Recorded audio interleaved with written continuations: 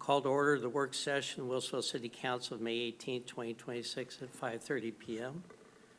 I'll start by asking council members to review the agenda and items on consent. Are there any comments? Any councilor concerns? Okay, turning now to our work session.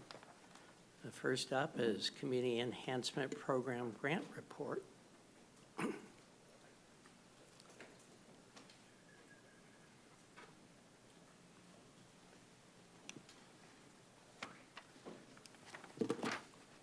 Good evening, Mayor and members of the council.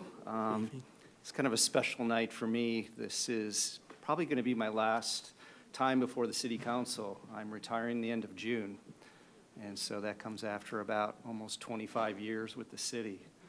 And so it's been a great time here.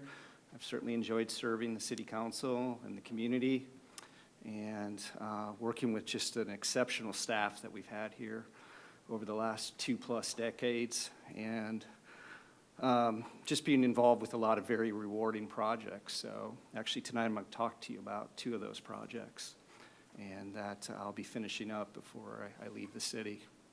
So can I just close this? Yeah, I just didn't know this screen. Okay, there we go. Okay, sorry. So yes, both of these projects are associated with the Community Enhancement Program, and they've been underway for, well, one of the projects for a year, and then another project for 2 years. So I'm going to talk to you tonight about the Wilsonville Field Guide that we're creating, and this is going to be a published field guide that'll be available to the public. And then some of this work that we've been doing over many years with wildlife monitoring. And so this is a project that basically extended that network of cameras throughout the city. And so, let's see here. I'm having all sorts of problems. There we go. So the field guide basically is an opportunity to showcase some of the wonderful resources that we have here in the community. The ecosystems, the geology, the geography, and it'll give people a lot of insight into that. We'll look at, within the field guide, some of the work that we've done to restore these habitats, to protect them. Each one of the chapters is set up is that there's a main part of the chapter, but there's also a focus area. And one of the focus areas in the restoration chapter is about the project that Metro has done out at the Coffee Lake wetlands. There's some information in the field guide about indigenous history and our pioneers that settled this area. So I think that will be very interesting from the perspective of seeing some of the older photos that are part of that. And then it's this idea of inspiring people to go out and explore Wilsonville and to really learn about its history, learn about its background, its park system. And then we're always trying to find ways to connect people from a place-based or a nature-based learning perspective so they can actually go out and experience that on their own. And hopefully it'll just be an aspect of overall encouraging tourism within the community. This will be something that people can pick up and a small guide that they can use to go and explore. So it'll be about a 100 to 125 page document. And like I said, it'll have, I believe it's 6 chapters, also a foreword and an introduction and conclusion. And we're at probably about the 90% stage at this point. We have a draft of it, and we're doing work with the designer at this point. So I've been working with a person that has experience with publishing, and they're managing these other people that have been involved, whether it's the copy editor, designer, proofreader, and then where we ultimately get it published. So the contributors to it include myself. I wrote actually the introduction and the chapter on resource management, but we have a whole host of people that have various expertise and knowledge about our local resources. And so I think it'll be I've read it once already, it's a very interesting read. And so our intent is to publish this in June, and we'll have an initial printing of 100 copies, and then there'll be an ebook version. And it'll be available at the Wilsonville Library, at our school libraries. We'll have it available for various events, and then we'll have it available for purchase.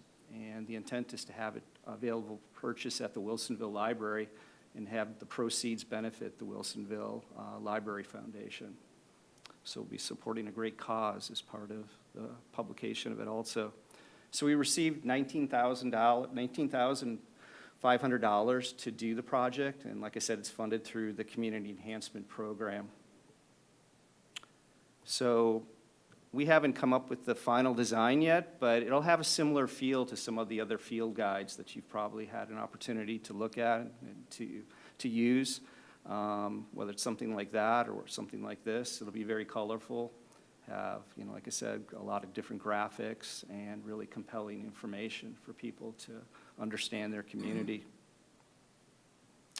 So the next project is the Community Wildlife Connection. And we've been doing wildlife monitoring now in the city of Wilsonville for over 15 years with the wildlife passages that we have at Beckman Road, Kinsman Road. In fact, Beckman Road, it's the longest continuous research project of its type in the world outside of Banff, which is, I think, an amazing thing to think about, how that sets Wilsonville apart in terms of what we've done. And so this newer project established a series of cameras throughout the city. We added 6 distinct cameras. And part of those cameras do the same types of things where they're collecting these photos. We download them. We have a database with these various images. And we're continuing to look at other ways that we can share this information. Currently, we share the information with the school district, and they use it with their students as part of an opportunity for them to learn about what's within our community. So there's, once again, this connection to place and nature-based learning, which is critically important in terms of how we connect people within our community. And it definitely has brought about, a deep understanding of just the amazing diversity of wildlife we have here in Wilsonville, things that you would not expect to see necessarily, whether it's mink or weasels or, coyotes, bobcats. I mean, we have evidence over the last few years of cougars, black bears. It's truly exceptional in terms of the habitats we've protected and what that means to these, different species. So for this project, there was a total cost of $8,650, and once again, it was funded through the same Community Enhancement Program. This just gives you an idea where the other cameras were added, and so we have locations that are associated with Boones Ferry Primary. It's right along the edge of the school in Graham Oaks Nature Park.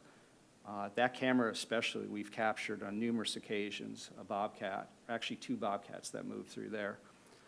We have a camera down in Boones Ferry Park. One of my favorite images from that is a couple beavers that love the apple tree. That's right down there in the park. You can see them eating these apples in the photos. We have a camera over in Memorial Park that's associated with the Beckman Creek corridor. And then to the north of that, we have 2 cameras in the corridor between Wilsonville Road and Beckman Road. And what's exciting to think about is that one of the cameras is north of where the bridge was built on Beckman Road. So we have all this interesting data that came prior to the bridge being built, and certainly prior to all of the fill that's going to be removed there and the stream that's going to be restored starting this year under that bridge. So it's going to be really intriguing to see, do we see even greater changes as far as the wildlife that moves through there? And then there's one last camera that's associated with the Beckman Creek Primary School. So it's really intriguing to think about how we're connecting students to these locations, where they can understand, just right outside their school doors, there's this variety of wildlife that's moving through our community and are connected by these corridors and these opportunities that exist. So these are just some of the images we've captured over the years. Lots of deer, certainly. A gray fox. That gray fox photo was actually at that location above the Beckman Road Bridge. Coyote, and then always the photogenic raccoons. And then as part of this project, the consultant that I've worked with, they've prepared reports, and they've also prepared a fact sheet that gives people a better idea of why is it important to preserve these habitats, these corridors, these, opportunities for wildlife to move around. So that's what I have for you tonight. I'm open to any questions that you might have. Counselor Shevlin. Thank you, Carrie. My husband and I saw 2 bald eagles when we were out on our walk this morning, so we really do live in a very, an area that's very rich with wildlife. I just want to comment, and congratulations on your retirement. That'll be certainly our loss. But your field guide is such a wonderful capstone. I'm sure there are many others, but this is just a beautiful opportunity for us to enjoy all of your good work after you leave. So I look forward to purchasing my own copy and having it available. So congratulations on your retirement, and congratulations on the publication, pending publication of the field guide. Thank you. Thanks. Counselor Skull. I too would like to congratulate you on your retirement, and totally appreciate your dedication to the environment and wildlife within the community. Along with Counselor Shevlin this morning, and if she saw the eagles, I had breakfast with a beaver family this morning, and they were just kind of hanging out in Coffee Lake Creek having breakfast. So that was a lot of fun to watch and everything. And it's actually really exciting to see the wildlife as they move through the community. And I've seen coyotes, foxes, the whole gamut and everything of what you're explaining and everything. And it's really, I think it's pretty cool that the community preserves that and feels that that's important. So thank you for your service and your efforts and everything, and enjoy the next stage in life. Thank you. Appreciate it. Say, Council President Barry. Yeah, a great report. I'm really excited for your publication. Do you think that you'll be adding like a little comment in the book that you're printing about the cameras that are around the city? So one of the chapters is about wildlife, but then it's also about all the wildlife monitoring in the focus area that we've been working on over all those years. So there'll be a lot of information that'll be in the field guide about wildlife and monitoring. Well, I really appreciate all the work that you've done over the years. You're going to be missed, but congratulations on your retirement. Thank you. And we wish you the best. Thank you. Appreciate it. Counselor Cunningham. Yeah, thank you for your service to the city, Carrie, and enjoy your retirement. Hopefully you find something to keep you busy and kind of stay in this thing that you obviously love so much. But I was going to mention last week I was at Wood Middle School with an 8th grade class for an afternoon, or for 3 different classes, and there was a lot of excitement from these young folks about our natural resources here in town, and I may have given them your contact info to reach out and learn more, or learn some resources that they can go to. I'm sure they'll be excited to see these field books, and it was I think every class they were presenting ideas about what they'd like to see in the city, and every class had someone who said more natural preserves, or to look at how we can get more native species and things like that. They were really bright, and I even told one of them, I said, hey, we have this position in the city that Carrie Rappel does, and maybe one day you'll be able to be in it, but I guess they're going to have to wait for the next person to retire. Yeah, I hope so. So, thank you. Carrie, the 2 things. One, how did you avoid the embarrassing PowerPoint that we do in front of the entire community of your 20 years of service? I don't know. I mean, to me, you're slipping on in here to do this little work report. So, oh, I'm out of here. And Right. I joined my colleagues, and that I have gotten to see you both as a member of the community before I was the mayor, and how passionate you are about what you do, and how great of a communicator you are to the community. Well, thank you. And like Councilor Cunningham, I also was at the Wood Middle School, some classes, and in the environment and other key issues. You have some future followers that really care about Wilsonville. And I'd only ask that when this gets published, that maybe you can come out of retirement and do a book signing, you know, because I would love to have a copy with your signature on it. Well, But thank you. thank you so much for your service. I really appreciate it. It's great to see you all tonight. Yep. Thanks. Thank you. Next up is Tourism Development Strategy.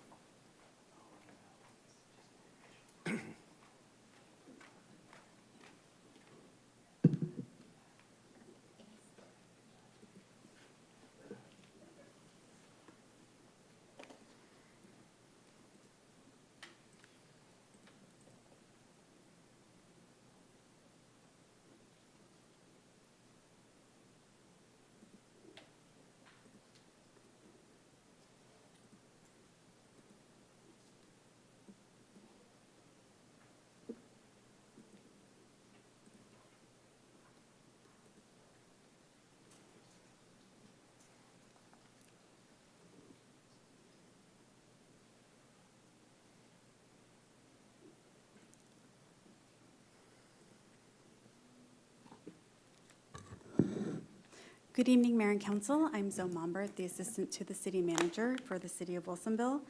And as a part of my work for the city, I support the Tourism Promotion Committee and manage the tourism program, which is branded Explore Wilsonville. This evening, Resolution number 3253 is on the consent agenda to approve the fiscal year 26-27 5-year action plan and 1-year implementation plan. This presentation is intended to provide a brief background about the program and outline last year's marketing and project outcomes, as well as the planned work for the upcoming year. A little bit of background for the council and those that might not be familiar with the tourism program. We have 7 hotel properties or lodging properties in the city of Wilsonville, as well as a few short-term rentals. The city is located in 2 counties, and each one has a slightly different transient lodging tax, also known as TLT. This fee is paid by visitors, and when they stay at one of our lodging facilities, for Washington County a portion, and for Clackamas County, it is then remitted to the city. State law requires that a portion of this tax collected be used on tourism-related expenses or activities focused on attracting overnight stays from 50 miles away or more. Our program was established in 2015 with the original strategy, and that strategy provided a roadmap to set up our tourism program. The City Council adopted an updated plan in April 2025, which outlined the strategies that we are now advancing and we will continue to advance into the future. The Tourism Promotion Committee is made up of 7 voting members. They generally have experience or backgrounds from the tourism or hospitality-related industries, and there are also 5 ex officio members or advisory members, including our partners at Explore Tualatin Valley, which is Washington County, Oregon Mount Hood Territory, which is Clackamas County, the Chamber of Commerce, although that seat is currently vacant. We also have a seat for our Parks and Recreation Department, as well as a council liaison, which is currently Council President Berry. The committee is required to meet at least 4 times a year per their bylaws and submit this 1-year action plan and 5-year implementation plan. And this plan identifies how they will meet the requirements of their committee bylaws, as well as how they're advancing the tourism development strategy and the intended timing of those strategies, which is generally addressed in the over the next 5 years. So we'll start with marketing. This is an image of our explorewilsonville.com website. This marketing is the primary element of the program, which you saw in the budget of the 1-year plan. And this fiscal year, we've already had nearly 30,000 new website viewers or users.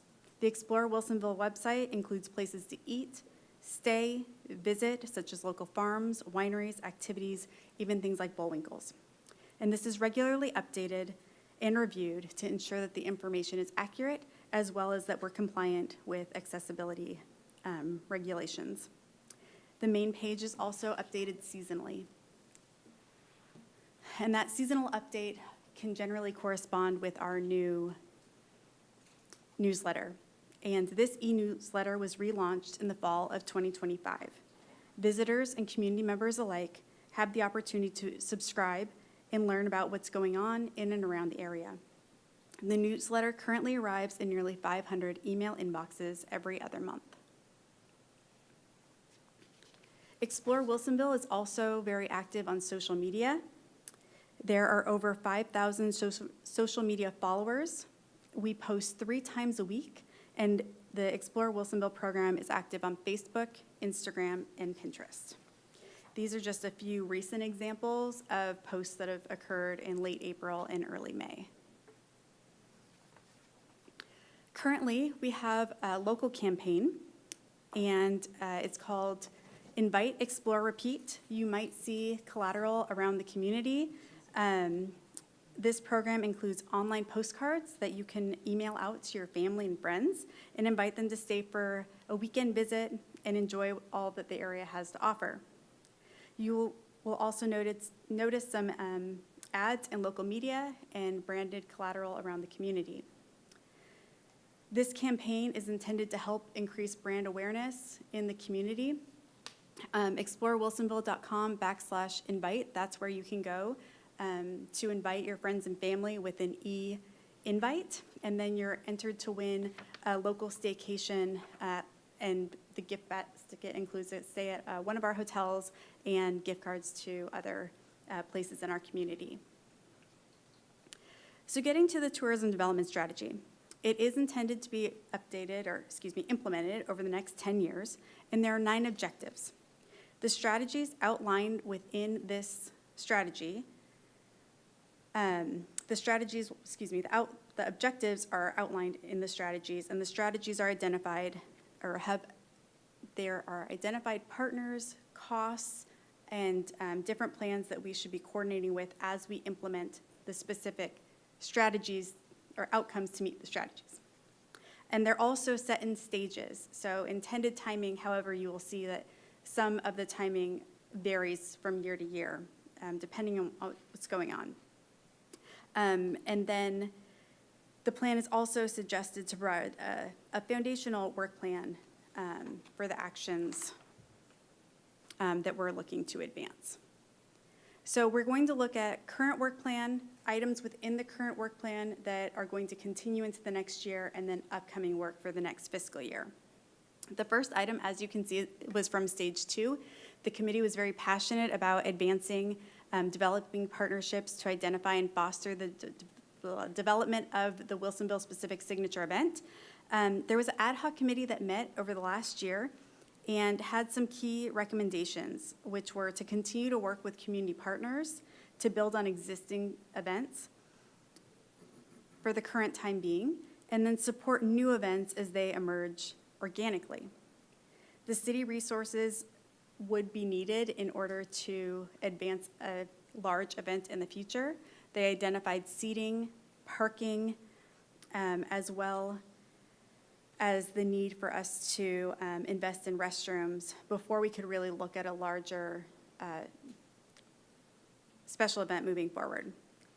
This strategy is something that the committee intends to look at annually just to make sure that a future opportunity is not missed.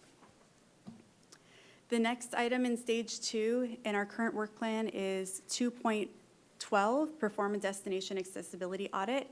This moved forward in the fiscal year because we received a grant from our partners at Willamette Valley Visitors Association. We received a $20,000 competitive grant from them, and this funded the project. So by the end of the year, we expect to have the 15 sites on your screen destination verified. We have a mapper in town, and all the locations on here have committed to participate in the program.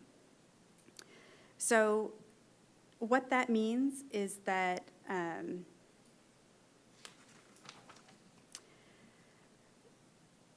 the Wheel the World website, so those of you that may not be familiar with it, Their Accessible Verified program is intended to provide clear, verified accessibility information, not just something that's put out there that may not have accurate descriptions, to inform and attract seniors, travelers, or those with disabilities, or those traveling within those groups. This has been a large project for the state of Oregon. They became the first destination verified state. So this is something that the state has been heavily invested in, which means that it provides marketing opportunities for the sites that are on this page. It also helps us to show our community members and visitors that we are committed to inclusion. We have 2 sites that are currently on the Wheel the World website. Our partners at Explore Tualatin Valley, which is Washington County, they did an update to their Wheel the World site earlier this year, and they were able to include the Holiday Inn I-5 South and the Best Western up by Mercedes. So we do have sites in Washington County as well. The reason that this is important is not only to serve our community members, but accessible tourism is a growing market. For a few statistics, 26% of the population have accessibility needs. 74% face obstacles when traveling. And 10,000 people every day turn 65 years old. So moving into our current and ongoing work, I should have noted, that will be live by the end of this fiscal year. So I missed that part for you, but that will be live very soon. So it won't be continuing into the next year. We will still have the ongoing cost of the maintenance of our Wheel the World subscription, but the work will be done. So moving into current and ongoing work, we had another ad hoc committee that looked at the needs to fund bicycle amenities, and through that, they identified the 3 items on your screen. And working with the Parks and Recreation Department, the bike repair stations in the corner of your screen, those are identified as the brand and the type of repair station that they felt would be best based on work with their peers in other cities. And then that is being funded hopefully through a grant. Assuming that is funded, then they'll be installed at Trivoli and Marase Plaza in Memorial Park. The ad hoc committee also recommended that we advance some work with Ride GPS, which would be mapping biking routes and amenities in the city of Wilsonville. It can also connect to our neighbors, so it helps bikers see what they can do in the area when they stay in Wilsonville. Finally, they recommended that we seek out the bike-friendly certification through the League of American Bicyclists. So that application is due every year in June, and it is quite the application. It's not nearly as easy as the walk-friendly certification that we participate in, and after reviewing it with our team, decided that it was not something that we could advance this year. So it is something that we have an internal working group that we will work to advance in 2027. 1.15 and 1.16 are really how we're working to increase our network with our regional and state partners, as well as building brand awareness in the community. So this is something that we started this year. In the 1 5-year plan, it lists out the work that was done this year, and that will continue for the next few years to ensure that we can continue to increase and maintain those relationships and that brand visibility. We're also working to launch an ambassadorship toolkit for tourism-oriented businesses. So this is generally going to be your hoteliers, but also could be used for attractions or for restaurants. So this program was identified through an ad hoc committee this year, and they set up the framework, which will include hospitality training videos, guides to help hospitality staff and their guests to identify restaurants and attractions that they might enjoy. And then in this upcoming year, we'll be doing the implementation of that. So we'll be developing those materials, those training materials, the mapping collateral, and working to also prepare Explore Wilsonville certified pins and window clings, so there's that collateral around the community. And this we hope to go live with in early 2027. So that work is going to begin this summer. The items on your screen are the items that we intend to advance this year. So the Explore Wilsonville program and the Tourism Promotion Committee have identified item 1.5, 1.6, and 1.7 to be done together. So they intend to advance a gap analysis for food and beverage. After that product is done, then they intend to look at how we can enhance and promote farm-to-table offerings and marketing opportunities for the proximity to wine country. So that will come after the gap analysis to see if there's some overlap there before that moves forward. And finally, the committee plans to look at ways to support the implementation of the town center plan as appropriate. So a downtown, shops, attractions, and restaurants all support the committee's efforts in becoming an attractive destination to visitors. And with that, I'd like to share the Explore Wilsonville promotional video with you this evening.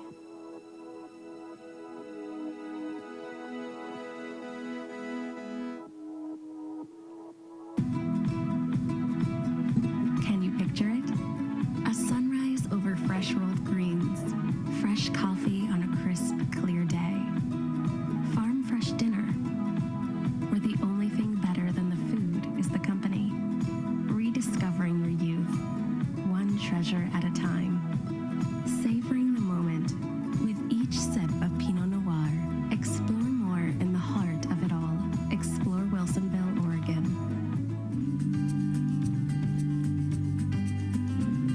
Can you picture it? Rolling hills of ancient vines, endless outdoor adventures, cold local brews, and farm-to-fork food. It's true what they say, Pacific Northwest is best. Explore more in the heart of it all. Explore Wilsonville, Oregon.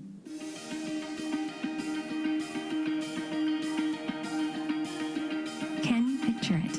New adventures and unexpected experiences. Farm friends frolicking as you fill your basket with fresh produce. Sweeping vistas and historic hangs. Stress-free parking and the happiest of happy hours. Fill up your cup without emptying your wallet. Explore more in the heart of it all. Explore Wilsonville, Oregon.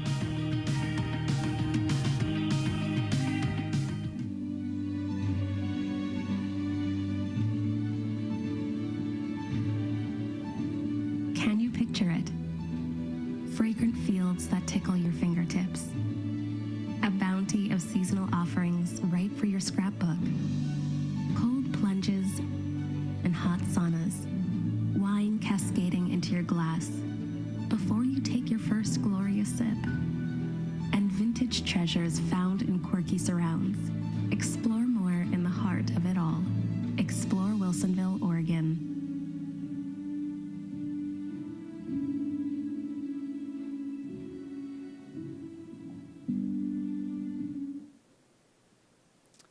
And that concludes my presentation. Thank you. Councilor Cunningham. I just wanted to mention that if you ever need someone to go drink wine for a video shoot, I'm happy to help. Note that. It was actually fun. I actually did recognize some of the folks in that video, or in those videos. A couple of questions on the 212. How were those businesses selected? Those 15 businesses. So we started with a list that we've worked with for our general work.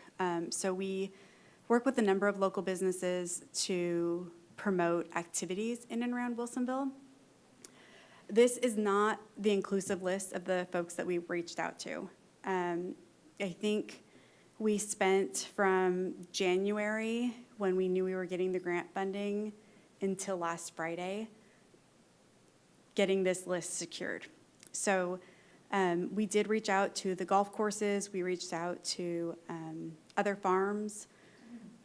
There are some local restaurants that we reached out to. And getting folks on board with an accessibility program isn't always easy. It's hard to really explain what it is. So that's where it came from. Gotcha. And some of them ended up being folks we've worked with in the past because they were willing to respond to an email or answer a phone call.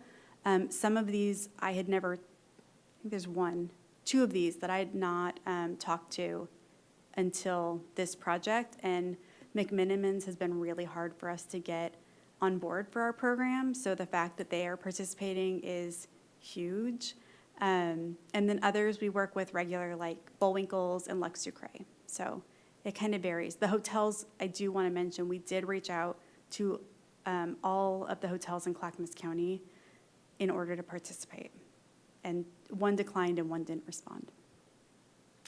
Oh, okay, yeah. So I apologize. There's 4 in Clackamas County, there's 3 in Gotcha. Washington, and the grant could only be in Clackamas County and south because that's Willamette Valley Visitors Association's boundary. Gotcha. And so do these 50, does that take up that whole $20,000 grant, these 15, or is there still room for more?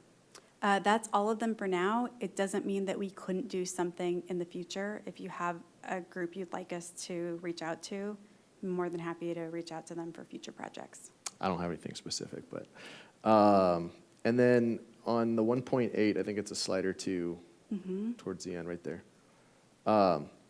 So what type of training would that be for that frontline staff? Yeah, so there is a hospitality or customer service video that's been identified. It does have a $40 fee that the businesses would need to cover for their staff. So it's a program that exists that we'd be encouraging them to take, and it's been vetted through our consultant and used by other programs. Gotcha. And then, so, and for doing that, do the hotels, do they get any sort of incentive? Do they get like an extra mention on our website or featured or anything like that? We don't currently have anything like that planned. It doesn't mean we couldn't do that. One part of this program is hopefully to get folks to participate.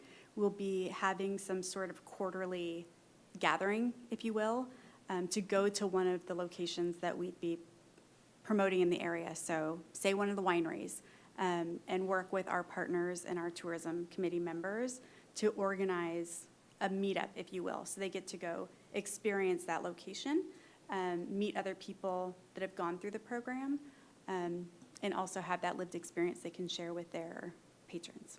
So that doesn't mean we couldn't do that.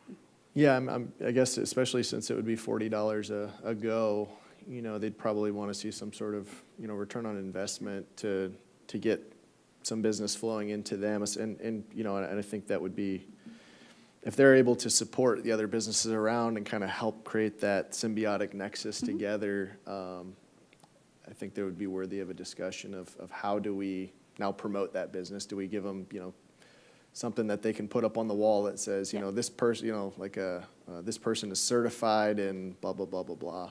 Yes.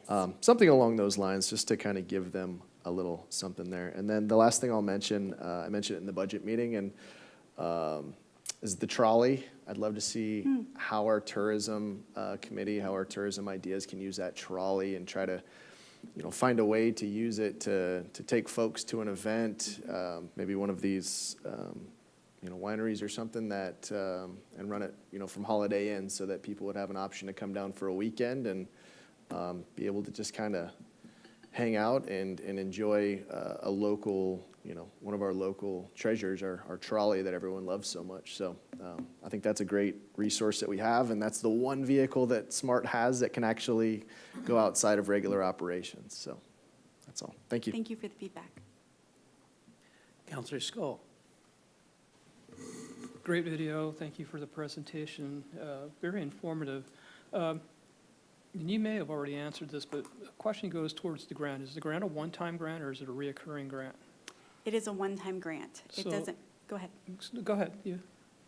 It doesn't mean that we couldn't apply for others. There is a Travel Oregon grant that we had originally applied for, and that didn't work out, so that's how we got the WAVA grant. So there are grants we can apply for.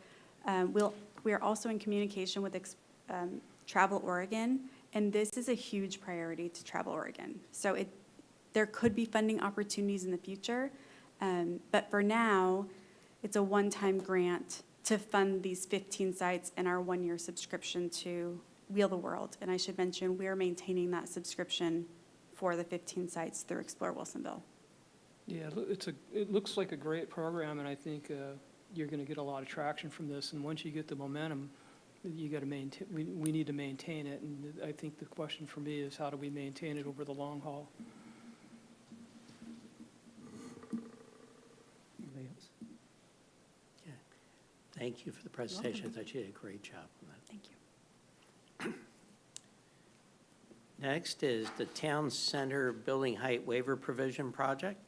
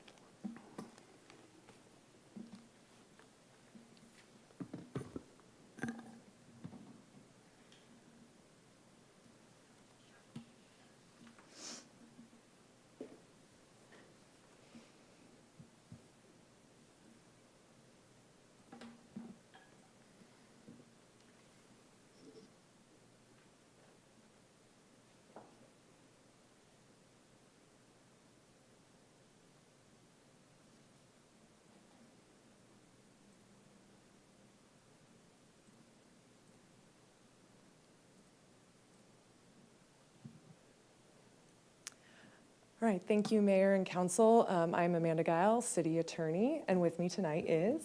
Miranda Bateshell, Planning Director. And so tonight we are going to be talking about the Town Center Building Height Waiver Project.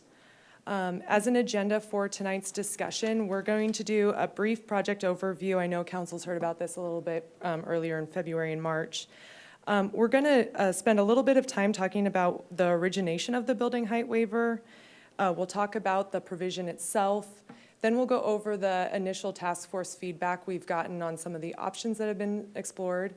We then had a planning commission meeting on the 13th, so that information came after your council packet, so we'll go over the planning commission input. And then we have some questions for council tonight for additional feedback for the task force meeting that we have tomorrow night. But before we dive into the weeds of the development code and the waiver provision in the town center zoning regulations, I did want to take just a couple minutes to address some concerns expressed during this project. First, as will be highlighted a little bit later in this presentation, the general consensus from both the task force and the planning commission is a desire to limit the increase in height of buildings that could be allowed under the waiver provision. So to put it simply, the feedback that staff has received is that 7 stories is too tall. To that end, for the task force's meeting tomorrow evening, staff have omitted the draft option 1 from further dialogue, and we're presenting 2 additional options with additional height limiting language. Second, I want to provide an overview of planning processes and the role of the Planning Commission. Statewide Land Use Planning Goal 1 is citizen involvement. The state requires that the city must have a citizen involvement program, and within that program to have an officially recognized Committee for Citizen Involvement, or CCI. As described in Wilsonville's comprehensive plan, the city's planning commission is the officially recognized Committee for Citizen Involvement for Wilsonville.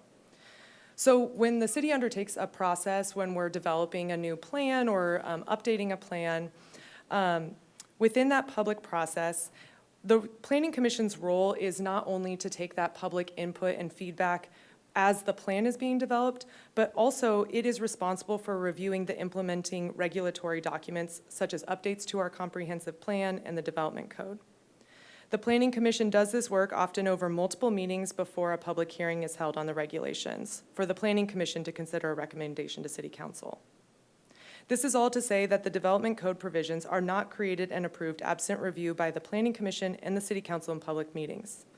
In fact, there's a lot of times that we see draft code language either tweaked or developed as part of feedback that we get from Planning Commission and City Council during these processes. So as will be discussed further momentarily, members of the Planning Commission particular to this waiver provision had expressed concerns that the draft development code provisions for Town Center may be too restrictive, where development may become financially infeasible. The Planning Commission debated draft regulations for Town Center, balancing communities' desires with development feasibility, before ultimately recommended the waiver provision that is in the Town Center zoning regulations. This is not to say that the language is perfect, or that with additional practical perspective that we have now, an adjustment is not necessary. This background is to inform the council that the decision on the waiver arose from a public discussion by the Planning Commission in fulfilling its obligation to review and recommend development code provisions for the City Council adoption of the Town Center Code. So as this council knows, the City Council adopted ordinance number 835 that established the Town Center plan for redevelopment of the Wilsonville Town Center, as well as amendments to the city's comprehensive plan text and map, the development code, and the city zoning map. So as I just noted, of particular importance for the Planning Commission at that time were the amendments to the development code provisions for Town Center and particularly the building height waiver provision. Since then, Council has adopted its 2025-27 Council goals. Goal 4 focuses on communications and engagement, and the first outcome seeks to provide information to the community to understand the Town Center plan, urban renewal, and other funding sources. To achieve this outcome, Strategy 4.2 states that if there are specific areas of interest concerning the Town Center or urban renewal to review, to develop a strategy for the review with specific policy recommendations. On December 1st, 2025, the City Council heard a presentation from DHM Research, which conducted focus group research regarding the Town Center, and also from CFM advocates regarding the outcomes from a community questionnaire through the city's website, Let's Talk Wilsonville. Both research efforts affirmed that the community members want to see a vibrant and thriving Wilsonville Town Center. Respondents were most excited about local amenities, particularly increased local businesses and parks and recreational gathering spaces in the Town Center. Some of the concerns that were raised included concerns about losing a small town feel and the building height of future development in the Town Center. This feedback led staff to review the Wilsonville Code governing the Town Center zone to determine whether any modifications were feasible to address some of the concerns expressed, without running afoul with state housing laws and regulations. In particular, as described in the February 19, 2026 staff report, state housing regulations limit the city's ability to reduce currently allowed housing opportunities. This led staff to offer an option for council to consider modification to the building height waiver language within the Wilsonville Code that allowed increased building height in the Wilsonville Town Center. The council was supportive of exploring these potential revisions to that waiver provision and also indicated that it wanted a task force to assist to consider and recommend any revisions to the waiver provision.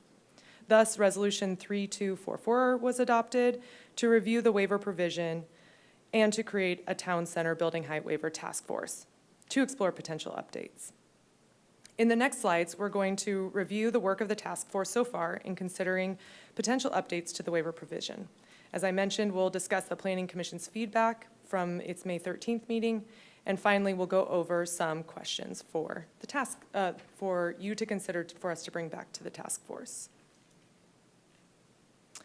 So just to orient yourselves, because it's important for the discussion that we have on the different options, all of this area that you see is considered within our Town Center zone, and then each area has these different shades that represent sub-districts that overlay the Town Center zone. So CMU is the area closest to I-5. It's for commercial mixed use. It has, for the purposes relevant to this discussion, it has building heights that allow up to 5 stories outright. Mixed use is the next area that's shaded, that's MU. It allows for outright for building heights of 2 to 4 stories. Main Street District runs down the middle of Town Center. It allows for building heights between 2 and 4 stories. And then neighborhood mixed use closest to the residential area to the east allows for building heights between 2 and 3 stories. So we may come back to this map, but it's important to remember this as we talk about the waiver provision. So getting a little bit into the history of where this waiver came from, it really arose out of several planning commission discussions regarding the floor plate for retail uses. And I'm gonna get a little bit more into this in a couple more slides into more detail. But basically, at the time, back in 2018, Planning Commission and City Council were trying to find the sweet spot for the floor plate, so the square footage for retail uses in town center, discussing options between a limitation anywhere from 30,000 square feet to 50,000 square feet for outright permitted uses. So there was a lot of back and forth. We actually brought in a retail expert to help guide this discussion, looking at practical examples out in the world, because it's sometimes hard to understand what is 30,000 square feet versus 50,000 square feet. That is when this discussion around floor plate occurred, is when commissioners really started to express some concerns of potentially limiting development, including single-story retail anchor tenants or larger developments over multiple stories, because at that time we were just talking about a square footage per use. So it wasn't per floor, it was per use at that time that we were discussing it. And the Planning Commission reviewed options at its January 9th, 2019 meeting. This image is from a slide deck that was presented to Planning Commission at that time. So just to orient you, as I was talking about the sub-districts, MS is for Main Street District, MU is for the mixed use, neighborhood mixed use, and then CMU is for the commercial mixed use.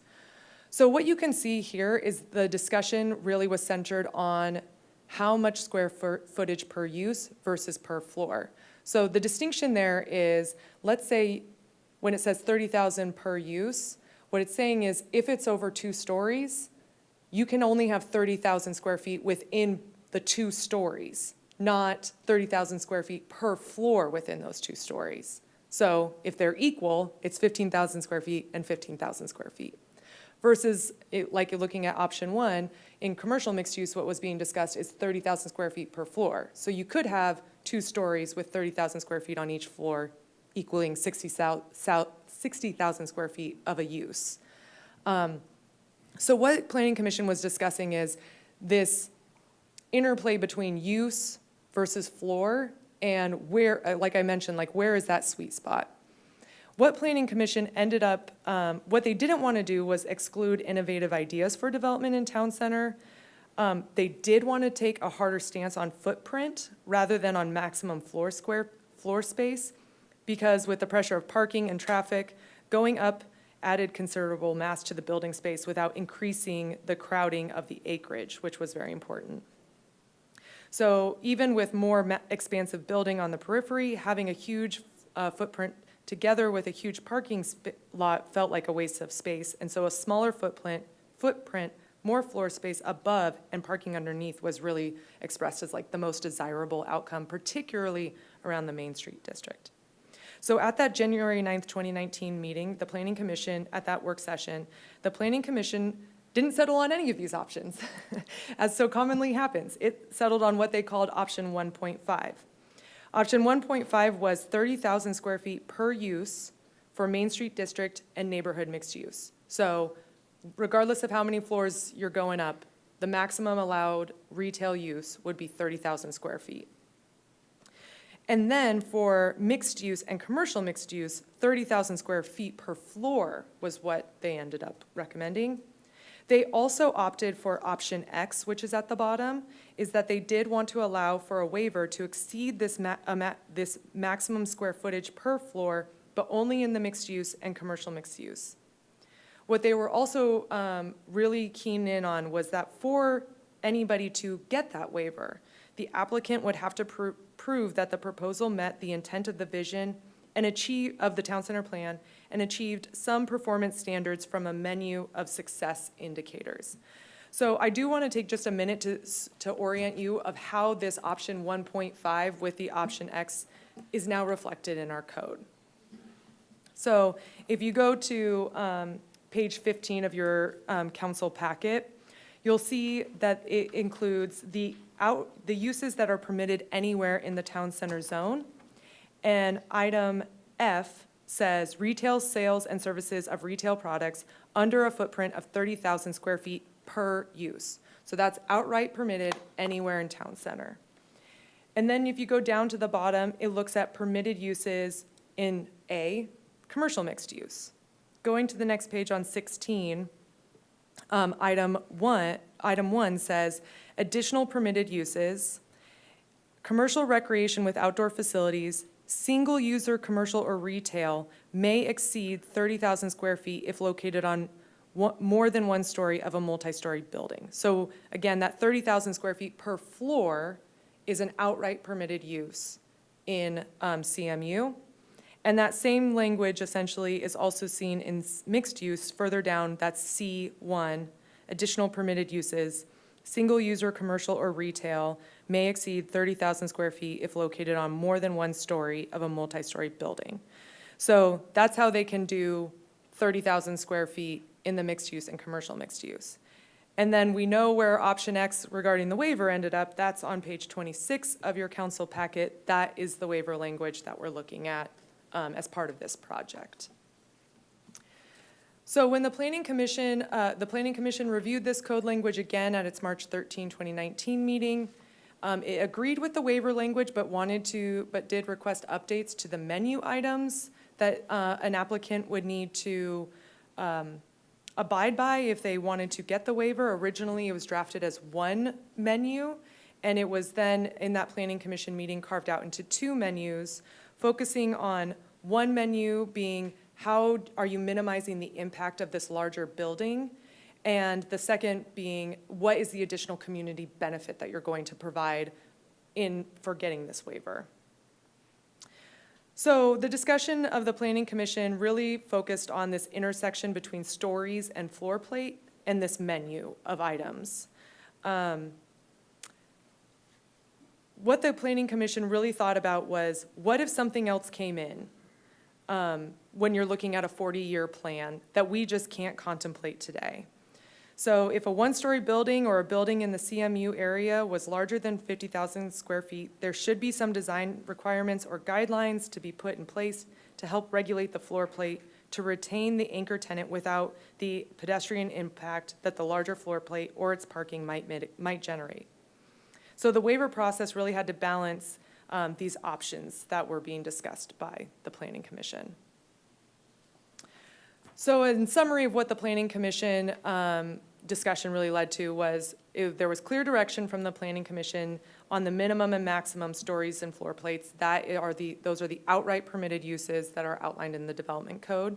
But they wanted to make sure that there was flexibility for anchor tenants, especially anchor tenants initiating the redevelopment of town center, because those anchor tenants are usually the ones that carry the most risk when redevelopment is occurring, and also ensuring that innovative ideas wouldn't be precluded, which is what the waiver process can provide. They didn't want to discourage new development as long as it was consistent with the vision of the town center plan. And then I've highlighted a couple of the key meetings that are important to listen to from those discussions with Planning Commission.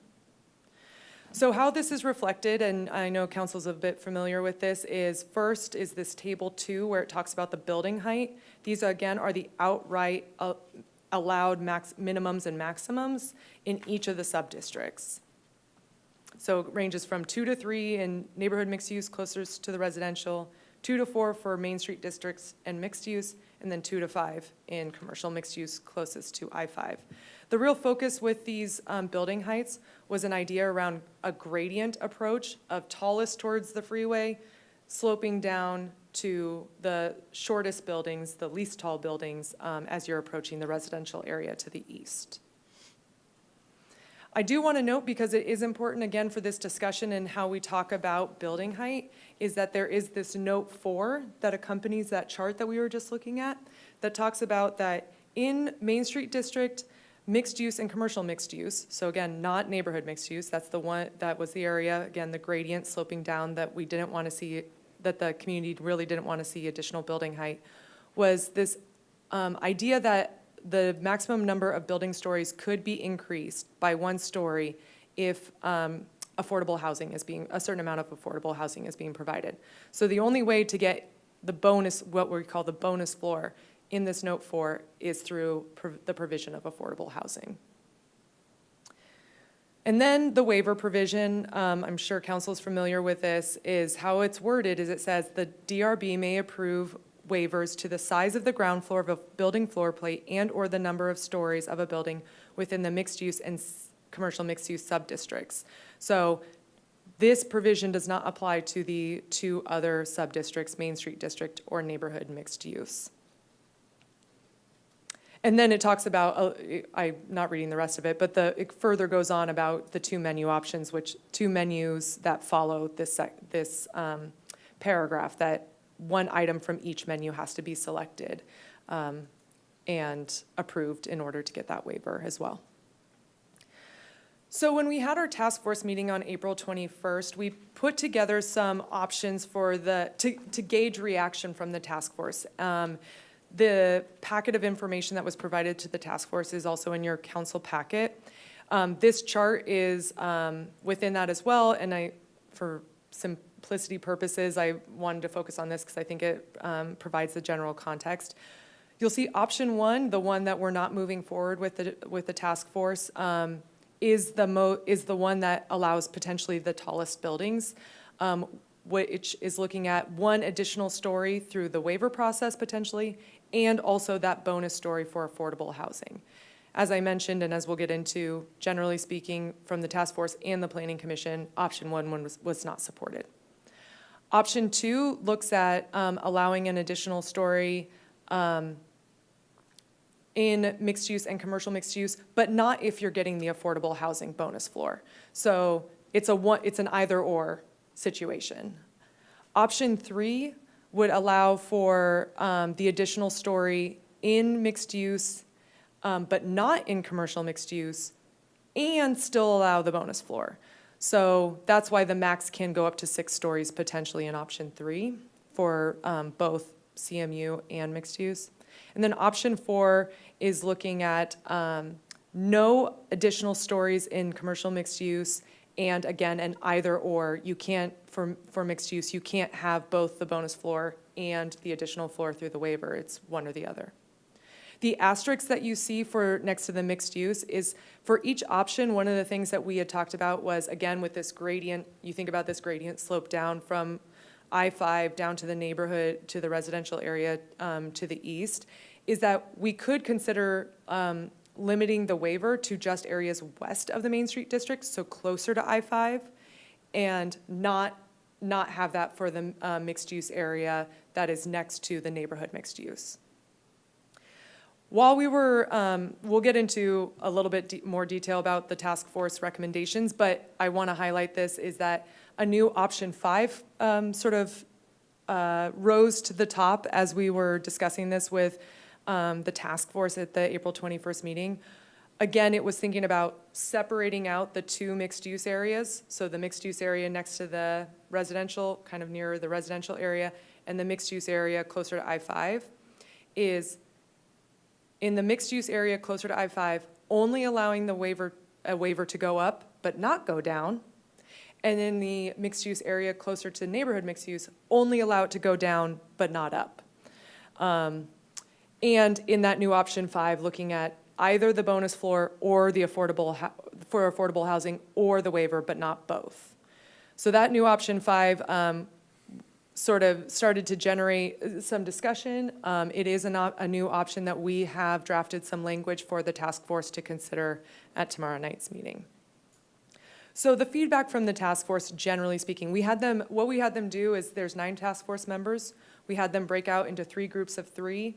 We moderated some discussion for them to talk about the options, talk about what are we missing, and then report back on that.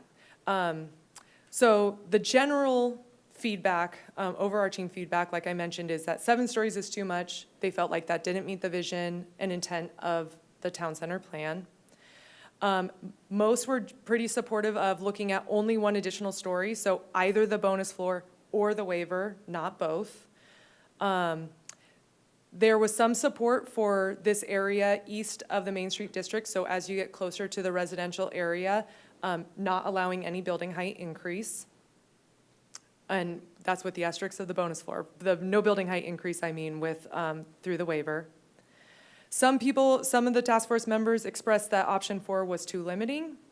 And then there was quite a bit of discussion around the menu items, that they should be further refined and updated. So then we went to Planning Commission with that information at its May 13th meeting. Again, generally speaking, the Planning Commission was supportive of a more limited waiver. So again, feeling like 7 stories is too tall. They liked the idea of this gradient decrease. So, kind of separating out, we're kind of seeing and coalescing around this idea of separating out the 2 mixed-use areas. So that's option 5. It's in option 5 and option 6, I believe. Thank We have a new option 6 that we also generated. Oh, okay, excuse me. Yep, but yes. There's generally support also amongst Planning Commission about looking at those menu items.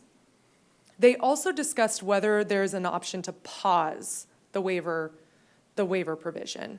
So staff, and I'll just say the word moratorium was thrown out in the meeting. So moratorium has a very specific meaning in state law. It is generally tied to when you have deficient infrastructure to support new development or new construction. So if you are lacking sewer capacity and you need a sewer line or a pump station built in order to unlock new development, a moratorium can be issued that basically says new development can't occur until this is built. Moratoriums are very narrow in their time frame, and they require a lot of notice to the state, and you have to basically implement a plan to say this is how we're going to address that deficiency within a certain amount of time. So moratorium or this pause generally is not something that is utilized in this way, and especially given its short duration, would not be something that staff would recommend is considered. What we would recommend consideration, and a question that council's going to about to get, is in addition to looking at these options, is whether or not the task force should be looking at eliminating the ability to increase the building height through the waiver process. And what we could do, if that is eliminated, rather than it being a pause, is what we could do is, at council's direction, say 3 years or so many developments afterwards, staff come back and talk to the council about how that's working and whether or not another adjustment is needed. It's somewhat similar to what we do with what we did with our Coffee Creek Industrial Form-Based Code. Is it was written in there that staff would come back after a certain amount of time or a certain number of development applications to inform council if there needed to be updates. And we found that there were updates that were needed, and that work was undertaken. So we'll get into the question. But basically, the feedback about whether a pause is possible, there's really not a mechanism in state law to pause land use regulations outside of a moratorium. And we wouldn't recommend a moratorium given its short duration, that you need to basically have a plan for how you're going to fix that issue. And there's quite a bit of state noticing that's tied to it and potential litigation that could arise out of it.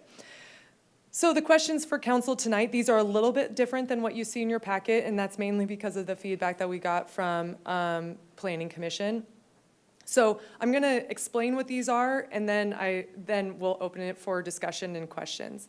So question number 1 is really getting at what our options are looking at is the interplay between this affordable housing bonus floor and the waiver to increase building height, and how those should or should not operate together. So what this first question is really looking at is, do you have feedback about that interplay? So for example, are you in favor of it should be an either or? I'm leaning more towards it should be an either or they should be options that are both available. The second question is looking at the separation of the 2 Main Street the 2 mixed-use subdistricts. The one that's next to the neighborhood mixed use, which is kind of the lower building height area, and the mixed-use area next to the commercial mixed use. So in the options that the task force is looking at, do you have particular feedback or input on potentially separating out those 2 areas, that one subdistrict, but in the 2 different areas? Number 3 is the new one, is whether or not council wants to direct the task force to consider revising the waiver to eliminate increases in building height altogether. So what that would still leave is the expanding the floor plate potentially and decreasing the building height, which does get still, I think, to the Planning Commission's concern, particularly around anchor tenants, is as long as that provision is still left in place to decrease the building height. And then finally, should the menu items be revisited at this time? When we initially approached council about this, the menu items wasn't something that we flagged as for further exploration, but it really has, as we've reviewed it with the task force and with the Planning Commission, there are definitely items that probably could be refined. So that's an additional item that we just want to hear from council if you're interested in those menu items being further explored by the task force. So with that, what I imagine is, depending on where council lands on particularly question number 3, is we will probably still ask the task force for a preferred alternative within the options. So that way you have that on record of where they feel like the best option is, even if ultimately the building height, the waiver for the increase in building height is eliminated. If at some point in time we have to circle back to this, you still have that on record how the task force sort of landed on that issue. So with that, I will turn it over to the council for any questions or discussion. Thank you. Any questions? City Council President Barry? Thank you for your report. A lot of information to digest. So I'm trying to figure out the option where if you provide affordable housing, then you can get an extra story. And so I'm trying to figure out if you have a developer that's putting in a building and they want to go an extra story, and so the city's saying, well, we need affordable housing. That's the scenario, right? It's not the city saying we need affordable housing. It's the developer opting to do that, so. Right, but the code Yes. would say to get that extra story. And so I'm trying to, figure out like the scenarios where a developer would want that extra story. And so the first thing that comes to mind for me is thinking, oh, maybe they're trying to put a restaurant at the top or a penthouse at the top so they can take advantage of the view. Is that what the thinking was behind it? Why would they want an extra story if they have to pay for affordable housing? So, thank you, Council President Barry. The thinking behind that was that we know we need affordable housing. It can be difficult to achieve, especially in a newly developing area. And we were hoping to maybe see some mixed income type projects. And so the idea was to essentially provide a bonus in order to incentivize, potentially hoping to see those types of projects built in the town center. So sometimes you can take advantage of certain tax credits or tax abatements, and that combination with the additional density that you would arrive at with an additional floor could help balance out and make a project feasible. It may not in some cases, but we wanted to have the opportunity to try to provide an incentive if we could. Thank you, that helps. And then I don't have an answer for every single question, but I do like the idea where we have lower height next to the residential area and the higher height buildings closer to the freeway for a couple of reasons. But the main reason would be that you're keeping more activity closer to the freeway and easier on-ramp for transportation and services rather than having it where the residential single-family homes are. Councilor Skoll? Number 4, where they Was it the planning commission or the task force that was asking to clean up the menus? I think it was the planning commission, correct? It actually started with the task force. Really? Yes, Okay. yeah, some of the task force members picked up on some issues that, especially with some changes in the law. So for example, one of them is around getting an Earth Advantage or LEED certified building. In today's state energy specialty code, it's relatively easy to get those now because of the requirements that you have to meet under the state building code. And so one of the things that came up was further refining that to make sure that a developer has to go above and beyond what's in our state building code. Another example is one of the menu items is affordable housing. Well, if you're providing affordable housing through a bonus floor, why is affordable housing a menu item? Right. So one of the things that we were talking about was, is it for more affordable housing than what the bonus floor would provide? So it was clear that there were some places that could use refinement, and then that led to them having more discussion around what are other menu items that could be considered. Okay. Because the way I was thinking about it is as we go through this process and pick whatever scenario we want to use, then the menus would kind of self-clean themselves and self-adjust to whatever our selections are. Yeah, I think one of the hard things is because it's in code, doing adjustments is challenging. So for one of the things that we are also considering is a provision that says,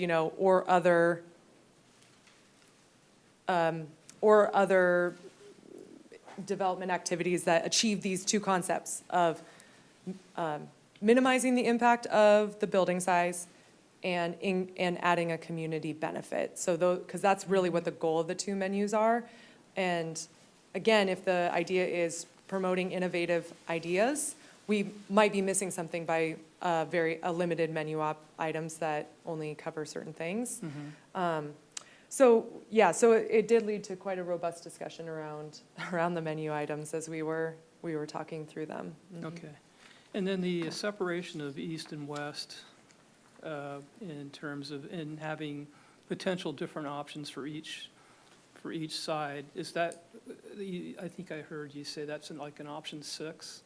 It's going to be in our new option 5 and option 6. And option 6. And actually, I should say, it's in all of the options, at least as like a parenthetical for them to consider. So, of all the options that are being put forward to the task force tomorrow. So just a nerd question is where's that line going to be drawn? Right down the middle? yeah, so basically what we were talking about, the way the language is written is that for the mixed use area, east of the Main Street District would not be entitled to a building height increase for a waiver for a building height increase, but the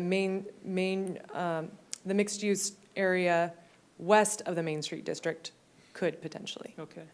And I would just add, to further clarify that, Counselor Skoll, would be, the idea there is that essentially adjacent to the freeway, you could go up to the 5 stories or 6 if they choose that option.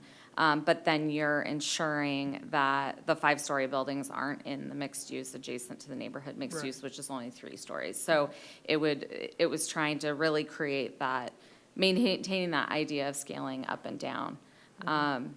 And it also could, if you don't allow the decrease on the east, that can also help incentivize the shorter buildings going in the area where we want the shorter buildings. So that's kind of the logic behind that. Perfect segue, because just a point of clarification is that this waiver process is not only for the potential of adding a floor, but it's also in the MU and the NMU as a potential to go to a single floor also. In the MU and CMU. CMU, Yes. oh, and CMU too. It doesn't apply to neighborhood mixed use. So in MU and CMU, they can go down to 1 story and potentially a larger floor plate. And the discussion with the planning commission was, okay, what if there's a grocery store that is 34,000 square feet and they only want to be on 1 story, but they can they have these other amenities that they're going to provide, that might be something that the city would desire seeing in town center as an anchor tenant to help then promote other development surrounding it. And so.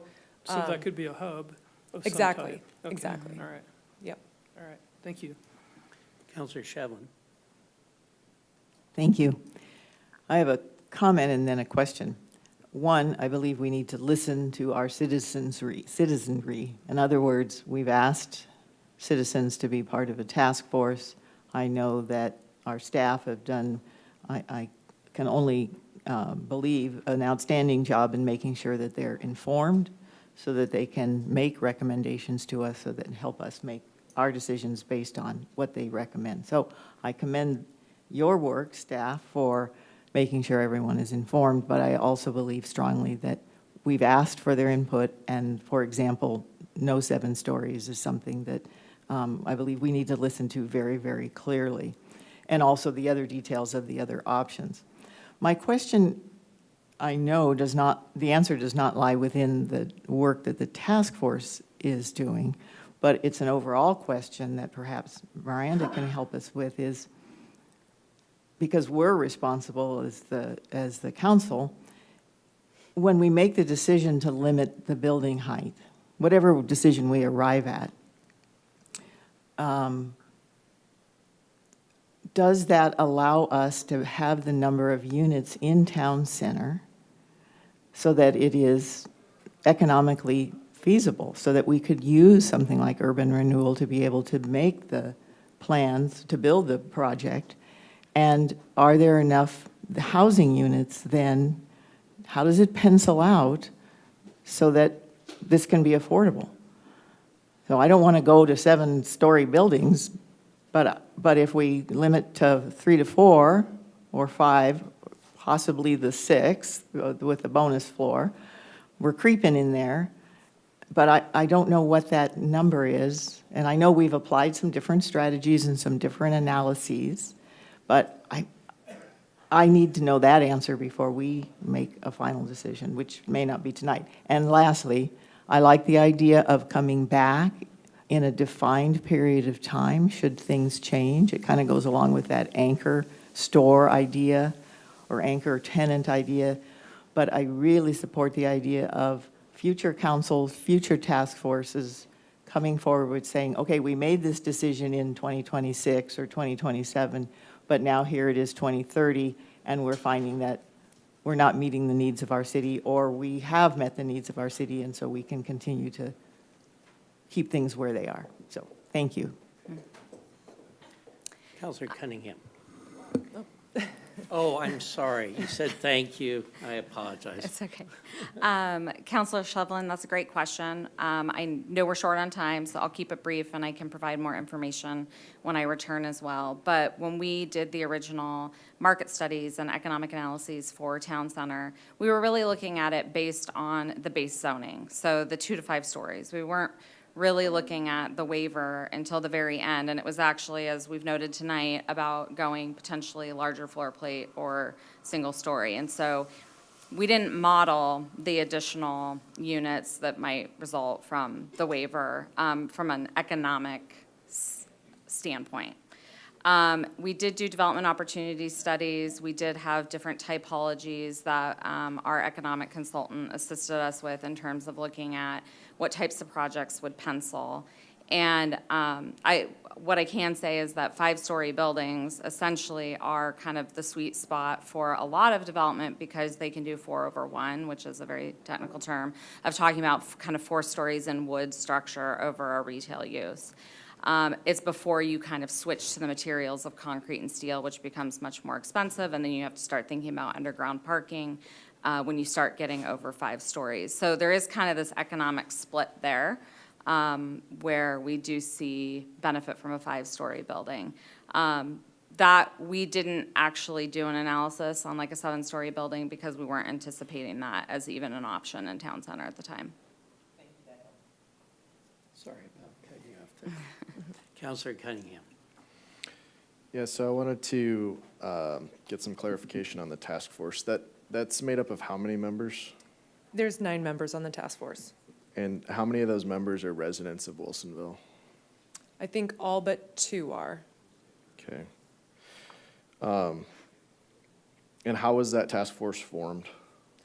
That was, so the resolution calls for different, there's a list of different categories of participants. And so it was from that direction that the city manager created the task force. I will say, because of the compressed timeframe that the task force needed to operate within, there were people who just didn't have the capacity to participate. So, for example, we had a couple people, we did end up getting a person from DRB, but originally some of the other DRB members couldn't participate because of the time frame. And so, and I know we had one person who was originally selected who had to opt out for other reasons. So that's generally how it was informed. I think it called for business owners in the area, residents who hadn't previously participated, prior task force members, planning commission, DRB, budget committee, I think, and then maybe Parks and Rec, but I'd have to go back and look, but. I think that sounds like the right makeup if I remember Yeah, everybody in that room. Yeah, so it was generally, the first initial attempt was getting somebody from each of those categories and then kind of adjusting as needed, given the time frame. Yeah, so I guess to that point, you know, nine members in a room that are handpicked by the former city manager, to me, might not be fully representative of our entire community. If we look at what was gathered back in the end of 2025 and we look at the outreach that occurred, we had over 500 responses from our community at large. The number one issue that they saw was housing density. Lack of restaurants and retail was number 2 at 20, they're both about 22.2%. Traffic and infrastructure were 18%. Those are real issues that our community were worried about, that they wanted to see us be focused on here. When asked about what features they wanted to see more parking. They wanted to see amenities, and they wanted to reduce building density and height. That was 37, 19, and 13% of responses. When asked what sort of town centers they were looking for, from other places in Oregon, what they'd like to see in Wilsonville, number 1 was Lake Oswego, number 2 was Sherwood, number 3 was Westland. Actually, I think number 2 was Westland. But then Sherwood, McMinnville, Canby, all pretty quaint, kind of 2 to 4 story maybe downtowns. I went back and I read all 1,611 pages of the community outreach from phases 1, 2, and 3, the outreach that the city won an award for. And looking through it, 3 to 4 stories was extremely common through 2017 into late 2017 when, there was a planning commission meeting in phase 1 on page 235 of that document that showed that the design called for 3 to 4 stories, and then underneath that it said developers want 4 to 5. In early 2017, actually in June of 2017, a community design workshop came away with 3 to 4 stories. In July to August of 2017, surveying showed that when people were asked about buildings taller than 5 stories, like a modern 3 to 5, actually a 4 to 6 story condo building, 53% of respondents said they didn't like it. When asked about a 4 to 6 story modern hotel, 64% of respondents said they didn't like it. Every time the community was asked about buildings that were taller than 4 stories, the community responded with disfavor. In November of 2017, the Planning Commission received a presentation from City Planning Director Miranda Bateshell along with MIG consultant Alex Dupy. Those slides included a slide that said that the community has expressed high levels of interest and support for 4 to 5 story mixed-use multifamily residential buildings. Our community was never once surveyed on that building type. So it really, this question of these building height waivers really brings the question to me of who are these building height waivers for? What is the purpose of including these waivers when our community has clearly not asked for up to 6-story buildings? So to answer some of these questions, I guess kind of answering number 1 and number 3 at the same time, I would suggest that we eliminate all positive height waivers, that we leave waivers for reducing building heights in place, that we leave floor plate increases in place. But our community has consistently asked for the small town feel. It was one of the number 1 things we heard in the focus groups. It's what was asked for when we look through and we examine what people's concerns were. Whether or not we're statisticians or not, the information is clearly laid out here. The first big city type of development that you can find on the question of which town centers people in Wilsonville are looking for, I would say would be Hillsborough-Orenco Station. Got 30 responses, or 6% of total responses. The next one after that, Beaverton with 5.4%, Portland with 3.8%. Heck, even Salem got mentioned with 6 whole responses at 1.2%. I don't know who's interested in us turning into Salem, but I'll help them pack. Our citizens are not asking for 6-story buildings. They weren't even asking for 5-story buildings, if we're being honest, and we do an examination of the outreach that we did and the responses that we got. These waivers get it wrong. They were created in City Hall, by City Hall, in planning commission meetings. It's not what our community's asked for. To answer number 2, from January to March of 2018, there was a community design concept survey that went out. It asked people to look at the various sub-districts that we had created in Wilsonville and Town Center, outlining the high activity area, the moderate activity area, the Main Street, and the light activity areas. And there was a survey, and those were approved with those levels. I don't know that we should be going back and fiddling with that thing that was approved. And then finally, with number 4, with the menu items. If I remember correctly, I believe, Amanda, in the second task force meeting, because I believe that Mr. Granum had to leave that meeting. Mm-hmm. But it sounded like he was kind of saying like those menu items are just way too easy. That was I would think that's a fair assessment, yes. Yeah. You know, you mentioned the LEED certification. That's really just kind of common course of action now. Mm-hmm. You know, having a plaza, kind of having like a little meeting space. I know there was discussion about we don't really have guardrails around those things that, you know, somebody could build a meeting space and that could get them their extra floor, and then they could sell the property, and 3 years later somebody could do something different with it.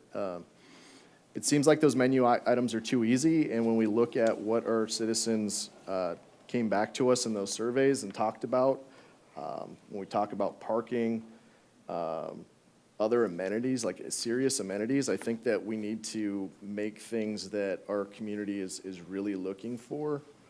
And I think the words in that task force meeting were that we need to get out as much as they're getting for it. Oh, and then also, finally, on the elimination of all height waivers, I would include affordable housing in there. And the reason I say that is because if we look at a building like the Voila, or the building that's currently permitted for development at the Sherry's building, we're looking at about 120 to 130 units. That means that for 4 floors, you end up with ballpark, let's call it 32 units per floor. 25% of that's going to be 8 whole units. If those do stay, we also need to clean up that language, I believe. It was mentioned in the meeting that somebody could build, 8 tiny studio apartments, 400 square feet, 500 square feet, and then they could have these larger units that are going to be bigger money makers. And so there's a way to game it as it's currently written. If we keep it, I would absolutely want to see that it's going to be fairly distributed. But I think that 8 units per building, while giving up the quality of life and giving up the requests of our citizens to continue the small town feel that our residents are asking for, I don't know that that's the trade that has been expressed by the community. Going back to that survey as well, housing that is affordable was not a big priority for people. And it seemed like the quality of life and the amenities and things like that were much, much higher on the list. And so I have concerns that, 8 units in an entire building of 130 units it's not really making a dent. And we're currently having some discussions with some folks who are looking at some of our low income in town possibly being threatened. And some of the feedback I've heard from 2 different folks involved in that is that they feel like the Voila hasn't lived up to their expectations with 80% affordable housing, the 80% AMI affordable housing. Our code currently under Note 4 calls for 80% AMI affordable housing, and it doesn't seem like it's met the expectations of our community, our low-income community, who are looking for that help. And I've even heard that the Voila, they feel like they've been kind of bamboozled by the whole thing, that they expected one thing and now it's just not even close to what they were expecting. So I think that whole thing is a questionable approach, and we need to take a hard look at that if we're going to sell out the quality of life and the small town feel that our citizens expect. Thank you. May I ask a follow-up question, Counselor Cunningham? Of course. I want to make sure I heard you correctly. After you were talking about removing all height increases, you said something about the floor plate. I didn't catch whether it was leaving the floor plate increase in place or removing it. Leaving it in place. Okay, thank you. The one thing I would say to eliminate at this point in time is the positive height waivers going Thank you. up. And I would also just note for the rest of the council that the affordable housing bonus floor isn't contained in the waiver provision. It's outside, so it's outside the scope of what the task force has looked at. But if that is something that council is interested in getting feedback from the task force, that is something we can take back. Given that it was actually part of one of the columns that they discussed, it kind of felt like it is snuck in there. Yeah, I think the important thing is to. I don't think it's fair to talk about increases in building height without acknowledging that there's this bonus floor note. And so they do have an interplay. And if the council is interested in the task force potentially considering getting rid of that note, weighing in on whether to recommend getting rid of that note 4, that's not something that we've asked the task force. And so if council's interested in that feedback, that is something that we can ask the task force about. I would be interested in getting feedback from task force on that. I also know that coming out of the planning commission meeting, there was mention of what to do about the non-conforming use of the Sherry's building should these waivers be removed. So I was kind of expecting to have a conversation about that tonight too, but. Yeah, we went back and discussed it, and Miranda and I both agree that if the general direction is that the building height increase, if the waiver to the building height increase is not what the decision makers feel is representative of the community's vision for the town center plan, that the increase should go away, regardless of the status of an existing building. Basically, the idea being if the decision makers believe that a regulation is incorrect, then it should be corrected. So that's why we ended up, rather than doing the overlay, potential change to the overlay is simply getting rid of the waiver for building height increase. I agree, thank you. And I will also, there was something else that we were talking about that, I remember now. I will also say, if council is leaning a certain way on any of these items and you already have an opinion, if the majority of the council already has an opinion about something and you don't need the task force to weigh in on it, that's also helpful information for us to take back to them as well. So it's really important for the task force to understand what does council want them to weigh in on versus if council already has an opinion about any of these items that we're discussing. Couple of things. I really value letting the task force advise us what they feel, as opposed to a council member dictating or a council dictating where to go. So I'd like to have that input before I weighed in on my final decision. And then two, I remember my history. You went back and in excruciating detail to talk about a planning commission back in 2019 and the waiver discussion back then. I could have sworn back then the Chamber of Commerce, I think it was Commissioner Eric Postman and others, thought that waiver was a good thing. And I guess I'd like to have a further understanding why before we decide to axe it, because with the chamber speaking back then, that must have been an economic development concern, and just like to have a further clarity. Yeah, so it actually originated back in 2018, was a discussion, particularly Commissioner Postma expressing concern about that there would be, so the Main Street District really had a very clear community feedback. And it's relatively prescriptive what can be built and what can be built in the Main Street District. And so there was concern about if all of the town center zone is very prescriptive, that development will not occur, and that there need to be considerations for opportunities for development. Particularly, there was an emphasis around retail anchor tenants and being a hub that, not their word, but Councilor Skoll's word, to help incentivize other development around there. So a lot of the discussion was really centered on floor plate as it relates to the building height. That being said, and a concern about making sure that development could occur. That being said, I think that Miranda and I both agree that increases in building height, so if the task force, planning commission, and city council all ultimately fall on increasing the building height, a waiver to allow increase in building height, if that's to get rid of that, I think that we both agree that that's still, the town center plan vision is still holds. And doesn't require, revisiting that town center plan if the increase is eliminated.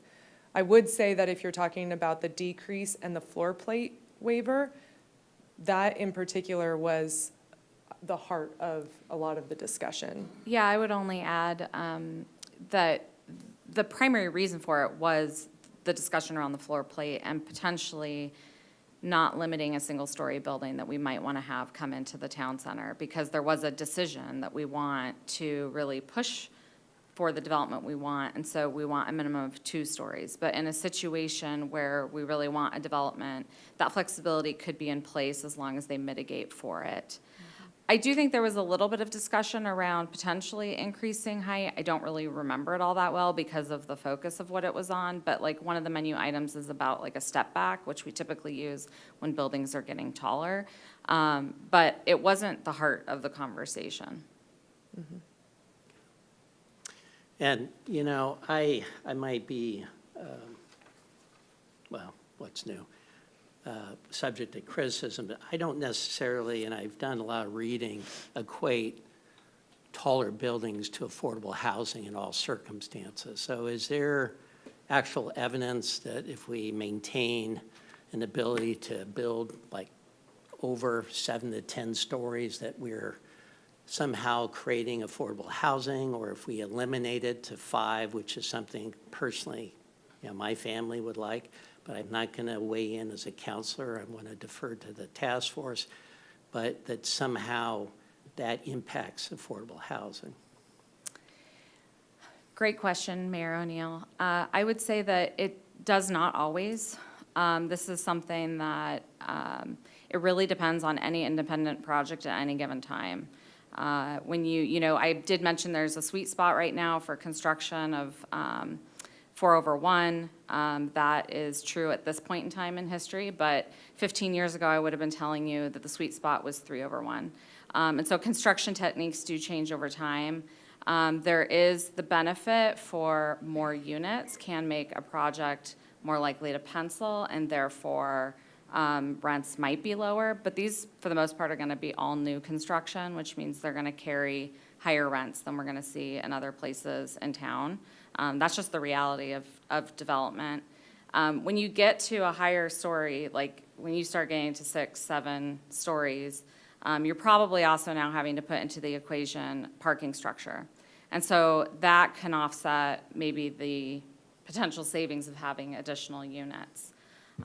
Also, right now, when you buy land, it's probably going to be cheaper than a project in 3 years. And so when you think about the equation of land playing into it, you might have more efficiency with a taller building at some point in time, but you might also have more efficiency with a 5-story building based on that value. So I think the answer is it really just is dependent on every project, and I would not necessarily say that you're going to get more affordability with the taller you go, because other things will come into play. And since this plan is going to be over a 40-year period, and all of us are going to be, well, some of us are going to be gone, we won't know what those market conditions will be at that time. Right. Okay. Just for my purposes, I think the task force should weigh in, so in my view. Okay. Any other comment? Councilor Skoll. And I agree. I think I hold the task force and the planning commission in high regard. I think we should let them process through this and provide the information. In terms of the questions, for number one, I think, in my opinion, we should probably discuss, or they should discuss a yay and nay, and see what see what falls out from them. And I'm a yes on 2, a no on 3, and a yes on 4. Relative to number 3, I appreciate the comments in the position of wanting to lock things down, but to the mayor's point, this is a 40-year plan, and I think we should have some flexibility in the planning process to allow for, different ideas over the coming years in terms of developing it.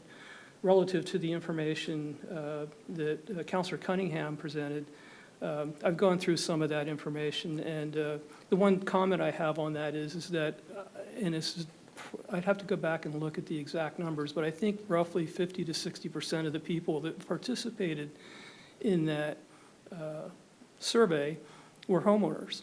So, basically the homeowners aren't thinking about residential units. They're thinking about shopping and, going to restaurants and bars and entertainment. So I think that's where that information might fall out, or that, that specific element may fall out of the equation a little bit. So I think that we need to keep that in mind.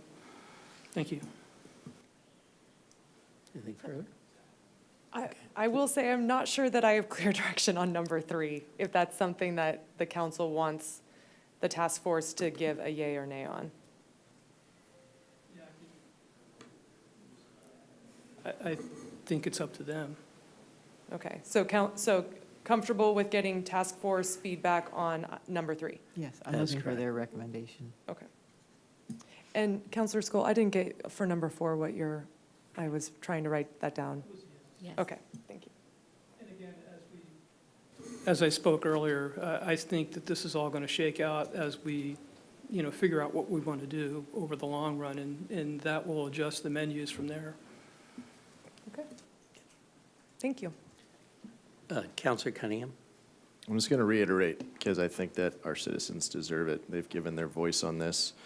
Clearly, from 2017 all the way to 2025 survey, we don't see another plan like this in the South Metro area. Brings to mind the question of why Wilsonville is the one that is engaging in this 4, 5, 6-story development. And I think that we did give developers flexibility. When you look at the various sub-districts in town center,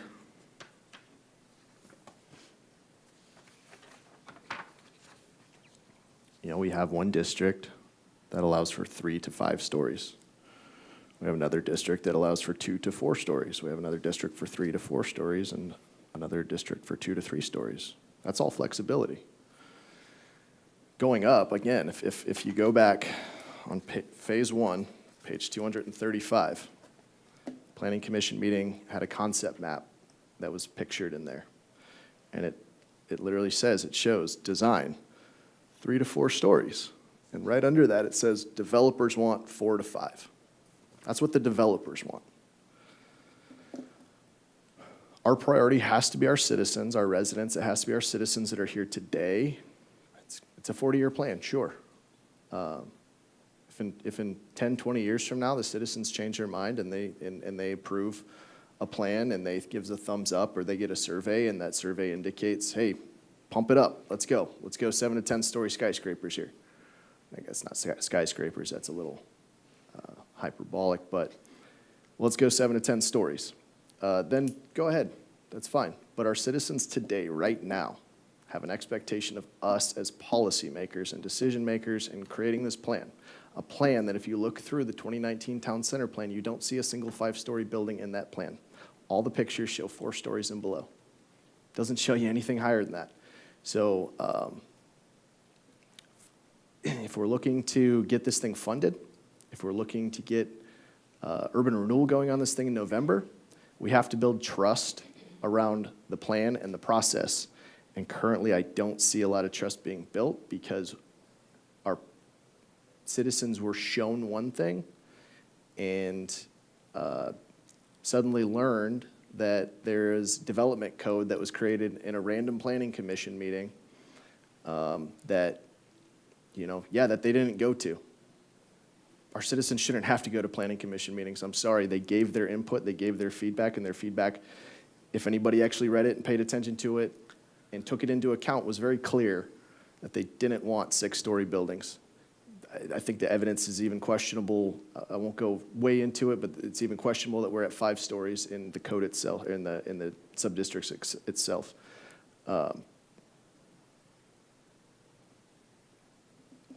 We have to have that trust there, and if we don't, regardless of whatever happens with this measure tomorrow, I wouldn't be surprised if in November an urban renewal vote crashes and burns again if we're going to sit here and just ignore what our citizens have clearly asked for repeatedly over the last almost 10 years. So that's all I have.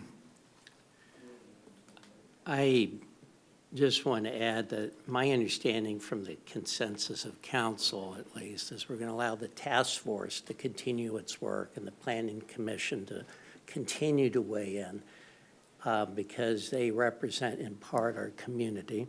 I don't see that we've weighed in to make a final decision tonight. We gave you guidance in a work session, and I'd ask you to go back to the task force and allow them to provide further input.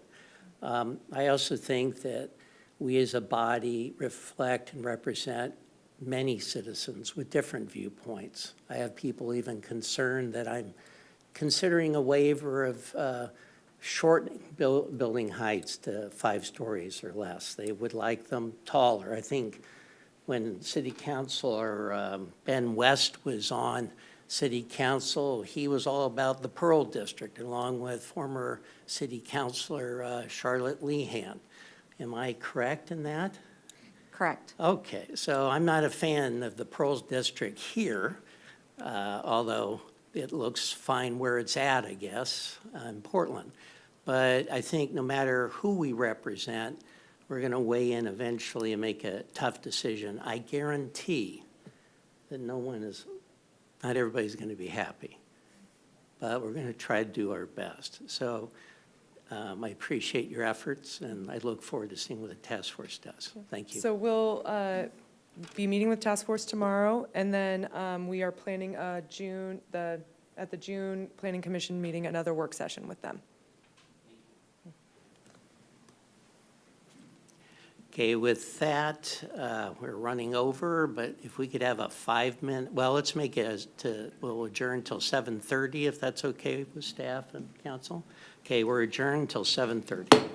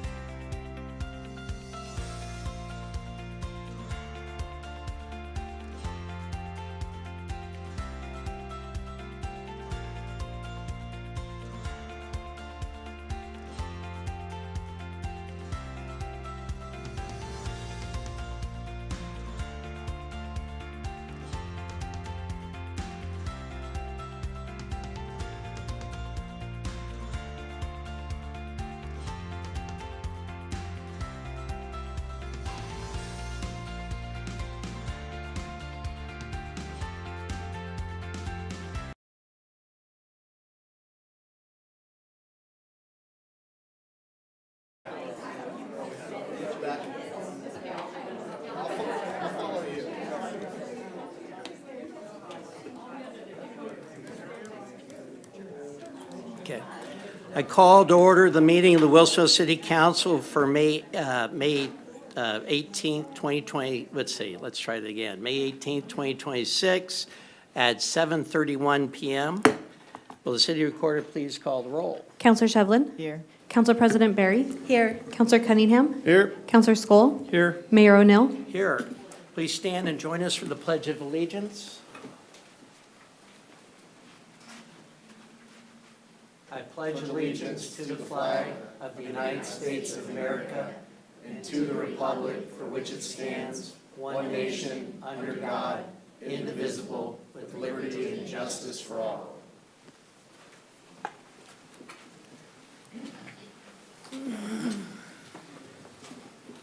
City Council President Barry, can I have a motion to approve the following order of agenda? I move to approve the following order of the agenda. Is there a second? Second. The motion to approve the following order of agenda has been made by City Council President Barry and seconded by Councilors Shevlin and Skull. Is a tie. All those in favor say aye. Aye. Aye. Motion passes 5-0.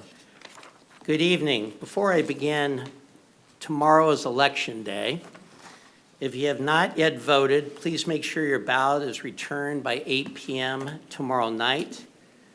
Because of recent changes involving postmarks in the U.S. Postal Service, the safest and easiest option at this point is to use an official ballot drop box rather than mailing your ballot.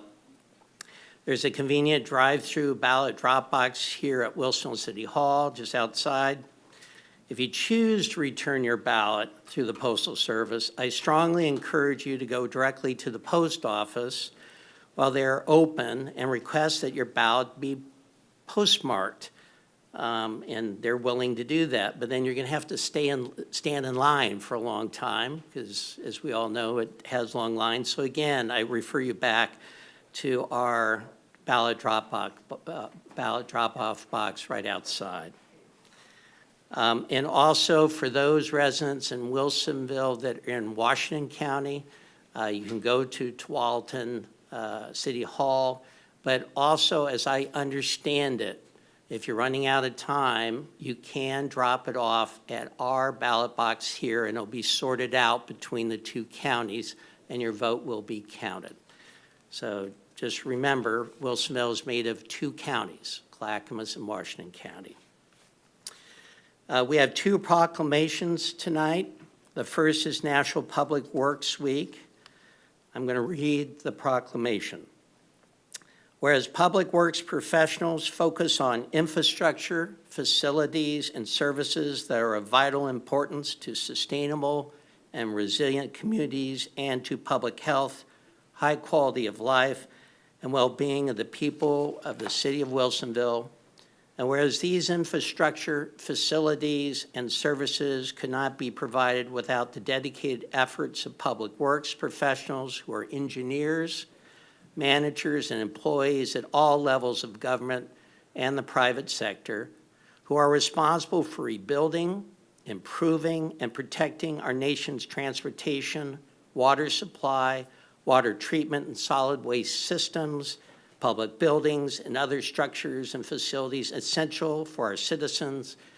And whereas it is the public interest for the citizens, civic leaders, and children in the city of Wilsonville to gain knowledge of and maintain an ongoing interest and understanding of the importance of public works and public works programs in the respective communities.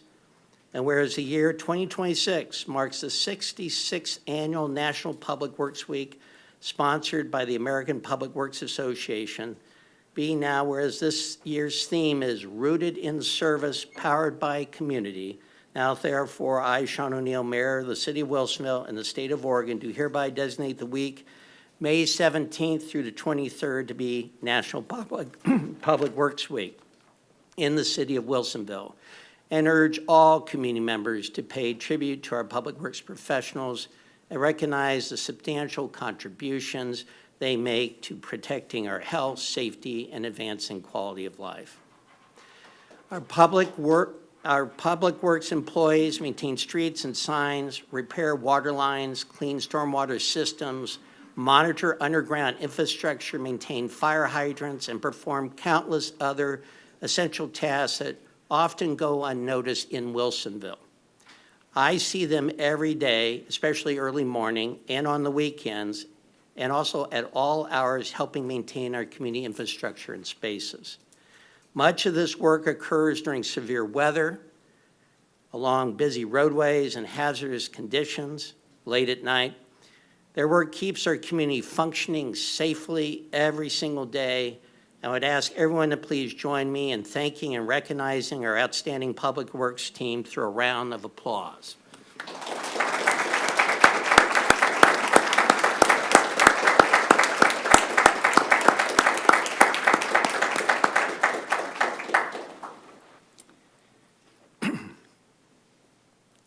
Let me grab a glass of water, please.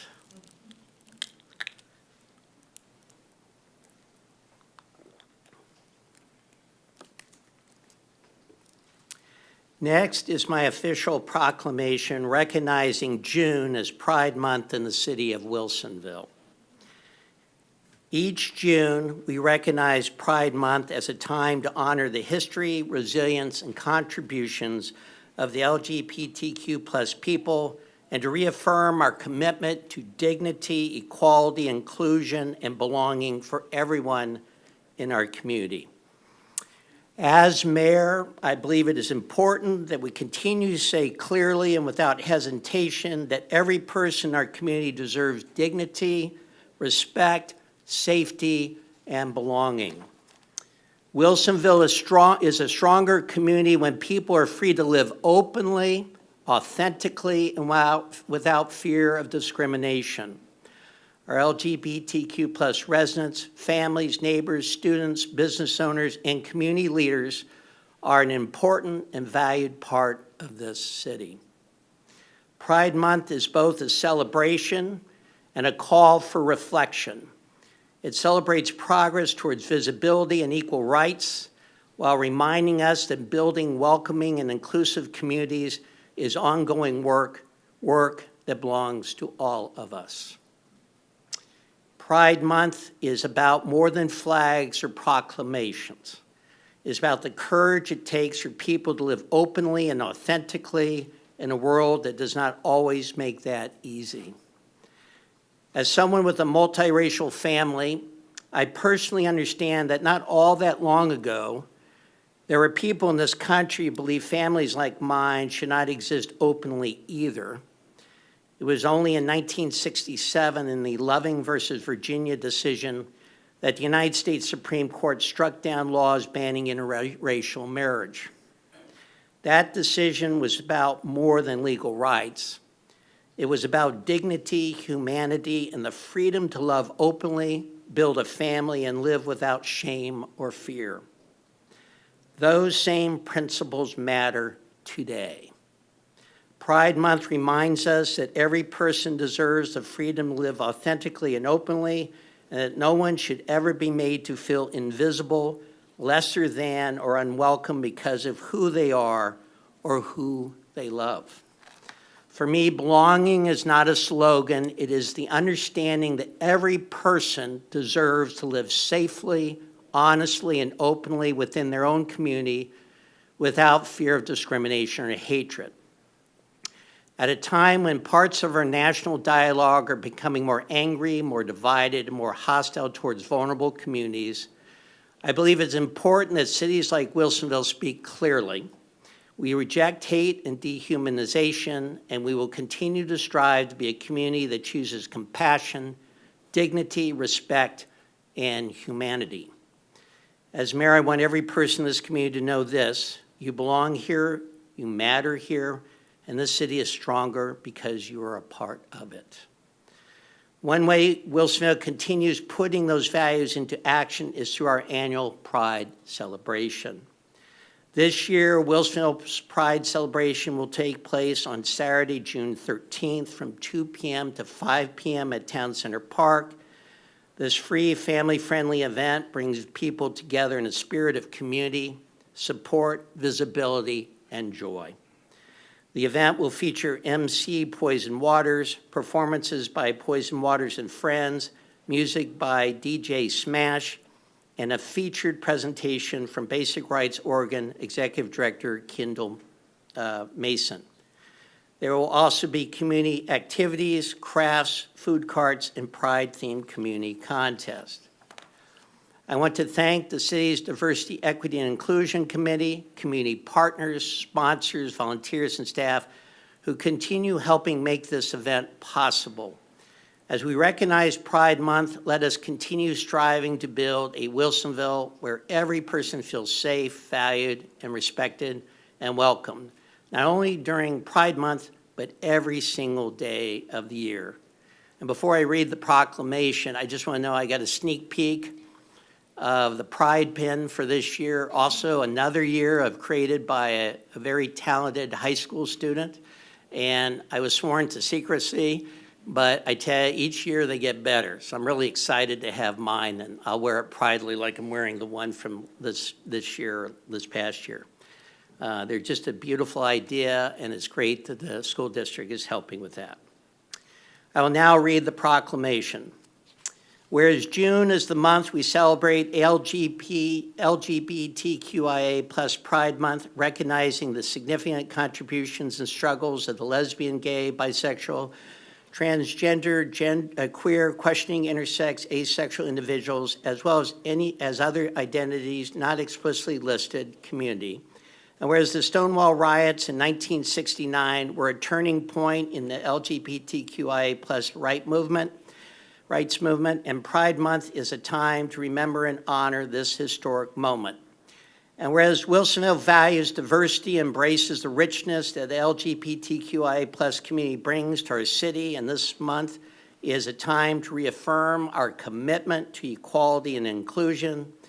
And whereas Wilsonville's LGBTQIA plus community is a diverse and essential part of our city who contribute to the widespread academic, economic, artistic, political, and social spheres within and around Wilsonville's community. And whereas Pride Month in Wilsonville is meant to raise awareness of prejudice, discrimination, and lack of understanding still facing members of the LGBTQIA plus community, and honor their power and perseverance in fighting discrimination in all its forms. And whereas everyone is entitled to equal rights freely granted to all community members, regardless of race, religion, gender, identity, or sexual orientation. And whereas our city will stand up to hurtful speech and reinforce our efforts to attract a workforce that is representative of our community so that Wilsonville becomes a more vibrant, diverse, and livable community.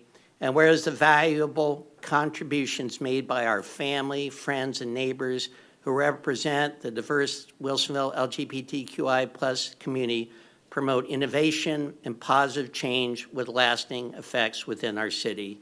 Now, therefore, be it resolved that I, Sean O'Neill, Mayor of the City of Wilsonville of Oregon, do hereby proclaim June as Pride Month in Wilsonville, Oregon, and urge all residents to respect and honor our diverse community and celebrate and build a culture of inclusiveness and acceptance. I will now ask Rick Wallace of Wilsonville Pride to come up and accept the proclamation. We'll also arrange for a group photo with council and anyone else who wishes to join Rick. In doing so, please give a warm applause to Rick's efforts and all members of Wilsonville Pride and our LGBTQI plus community.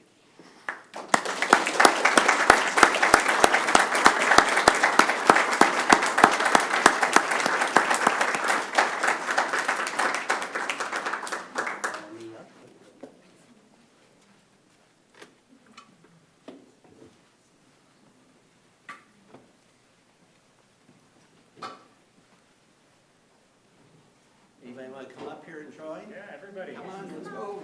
We can do this.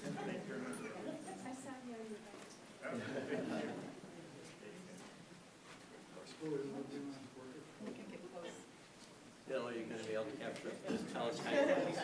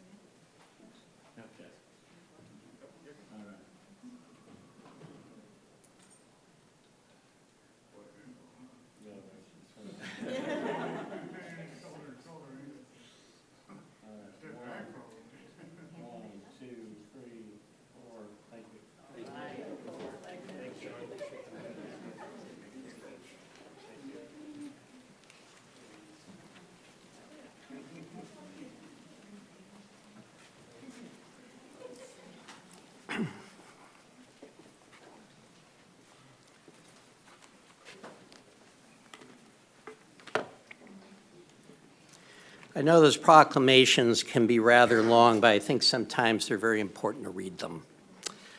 So turning now to my business report, the Wilsonville Budget Committee, which consists of the City Council along with an equal number of community members, met on May 6th and May 12th to review the proposed city budget. I'm pleased to report that the Budget Committee unanimously approved the budget on May 12th. The budget will now move forward to the City Council for final adoption in our June 1st meeting.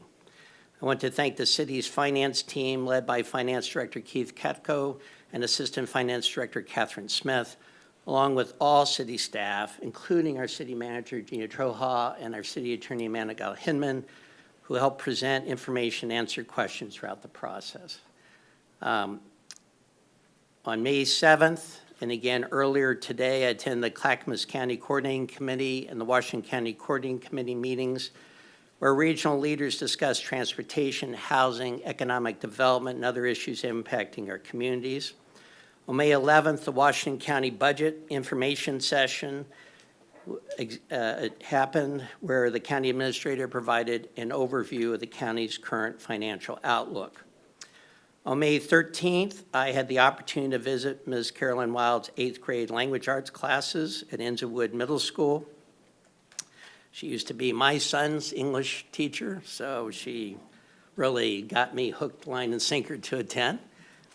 Students gave a very thoughtful presentation advocating for ideas and improvements they would like to see in Wilsonville. A lot of them sounded like the town center plan to me in some of those. Others, it was more parks. And the thing that I've heard for years is a youth center, a community pool. Gee, that sounds familiar. And reasonable dreams coming from some very thoughtful 8th graders. On May 15th, I was honored to provide opening remarks at the Oregon State Society, the Daughters of the American Revolution Conference. It was their statewide conference, and they decided to house it here at the Wilsonville Holiday Inns. That was really a neat thing. With our nation approaching the 250th anniversary of the Declaration of Independence, it was a particularly meaningful event and an important opportunity to reflect on both our history and the responsibilities of moving us forward as a democracy, and with all the freedoms that fall within that. May is also Bike Month and Walk Plus Roll Challenge Month. SMART is hosting group rides, challenges, prize drawings, and other community activities throughout the month to encourage people of all ages to stay active, explore Wilsonville, and connect with one another through active transportation. And finally, I want to remind the community that city offices and the Wilsonville Public Library will be closed on Monday, May 25th in observance of Memorial Day.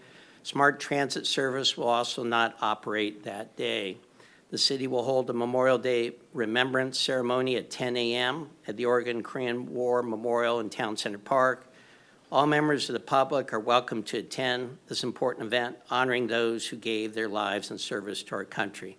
I'll just add that, you know, that is a very well-attended service or ceremony, but a lot of veterans, and I think it would be really awesome to see all the community show up in support of our veterans, especially in the 250th anniversary of the Declaration of Independence.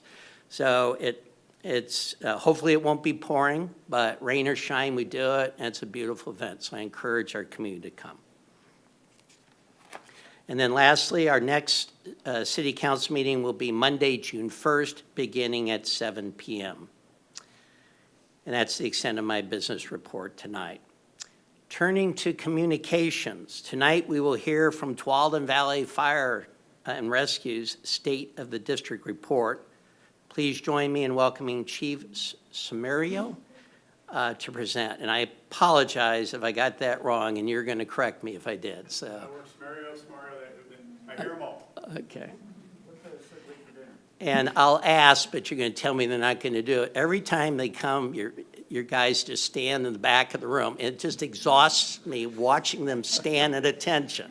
So, but they're welcome to sit, but you're probably going to make them stand. So, okay, share.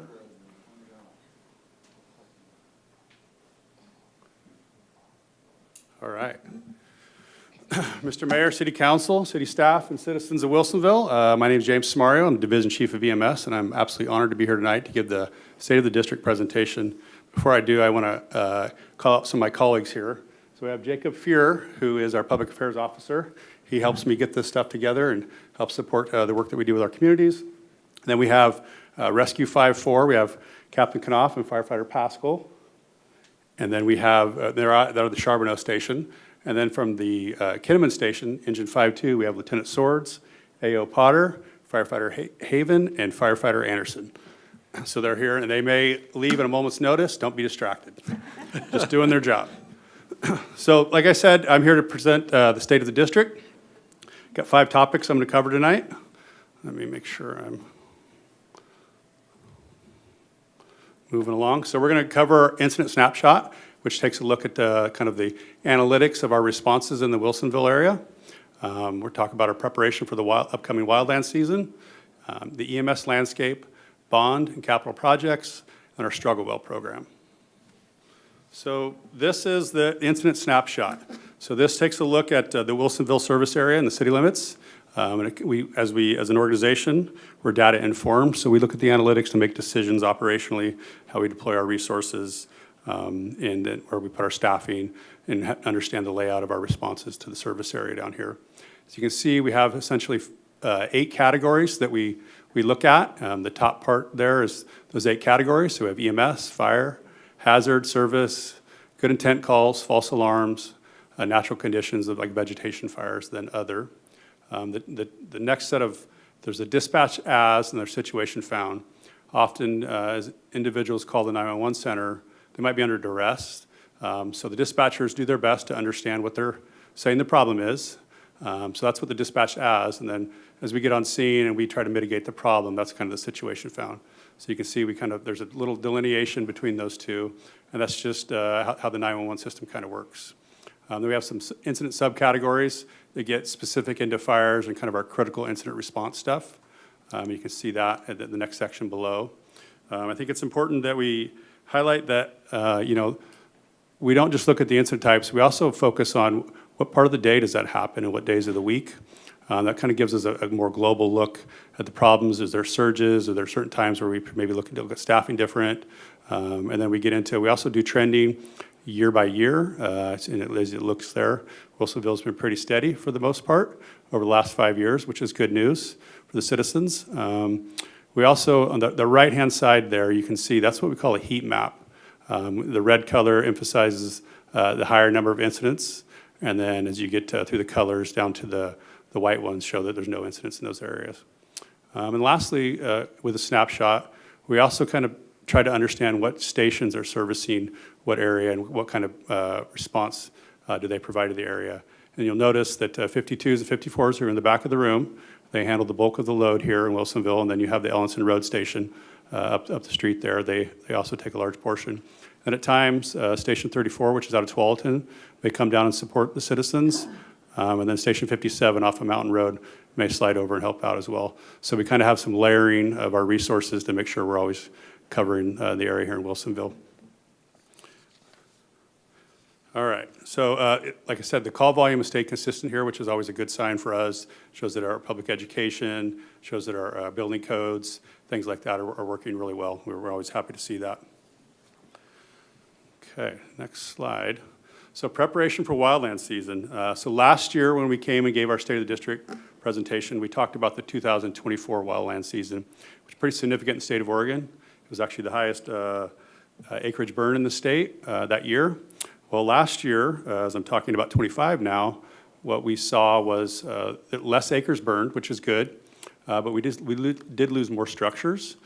So we, as an agency, we work with the Oregon State Fire Marshal's office, and we respond to conflagration acts under the governor to support them. And we continue to try to right our resources so we can support not only our communities, but the communities across Oregon, which is super important to our organization. And I will not make a prediction because we learn every time we make a prediction of what's going to happen to the wildland season, we're always wrong. But we do factor and consider that the snowpack is low. We are in somewhat of a drought condition, so we anticipate it to be active season for us. We've also, as we prepare for that, we've had an opportunity to get all our firefighters through wildland training. So we've completed that block in March and April. So that's happened. All our resources have been through the shop, had their preventive maintenance, and they are ready to go for wildland responses. So this year, I think we're prepared. We were very fortunate. We had a property donated to us, and we got to go out and really do some work that we haven't historically been able to do as far as different tactics in the wildland space. And I'm super excited for our crews because I think they're really prepared this year. All right, next topic. This is kind of my wheelhouse. And in your proclamations, I realized we missed that it's National EMS Week. As the division chief of EMS, this is a big deal to me. So I'm going to talk about EMS. This is kind of my wheelhouse. We'll send next year. Yeah, send it my way. perfect. Okay. I'm just teasing. So we're starting to understand the way our communities are using 911 is different than the way the system was set up and what it was intended for. So as an organization, we obviously respond on life-threatening emergencies, but we're seeing the trend in the way those our communities are using 911. Part of it is access, which is great, but technology is also starting to create false positives while it's intended well. So we're challenged with trying to understand how is our community using 911. And as we look at our data, like I shared earlier in our snapshot, we're really diving into that information to understand. So a growing number of our calls are actually becoming what we would call a BLS call, like a basic life support call. So we're trying to understand how could we resource our resources and navigate. Fire engines, ladder trucks are very expensive and not the ideal resource to send on BLS calls. So we're continuing to monitor that and try to understand that. So one of the things we're seeing is as healthcare continues to become challenged, for people to have health care and get access to health care, primary care physicians, things like that, they're starting to use 911 as the access point to health care. We're reliable. You call, we show up, we get you up to the hospital, but that may not be the best use of our community's resources, and we're really trying to understand that. So the shift in utilization is requiring us to kind of rethink, evolve, and modernize the way we do EMS from the fire service. So to kind of speak to that, we have a couple initiatives that we're working on. So we have what we call APCPs, Advanced Practice Community Paramedics. They're very unique individuals, have a very unique skill set. So they're critical care paramedics who also go through community paramedicine training. So when we have a very critical call type, they show up with some advanced equipment and tools and training and intervene and support our citizens if they're impacted to that critical call type. And we're seeing very high trends with that work when they show up. But on the flip side, we also use them for what we call our HUGs, our high utilizer group, individuals who are using 911 more than normal. And what we find with them, their engagement and understanding the healthcare system, they actually help them re-navigate the resources in our communities, get them connected to the appropriate resources.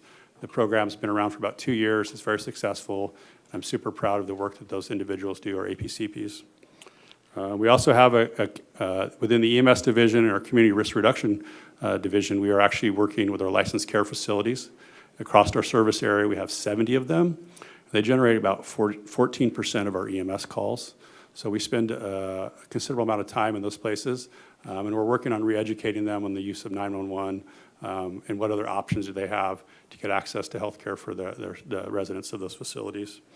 And lastly, one of the things that's kind of a neat evolution as we're trying to modernize the EMS system is we have nurse navigation, which is a telemedicine option as you go through the 911 system.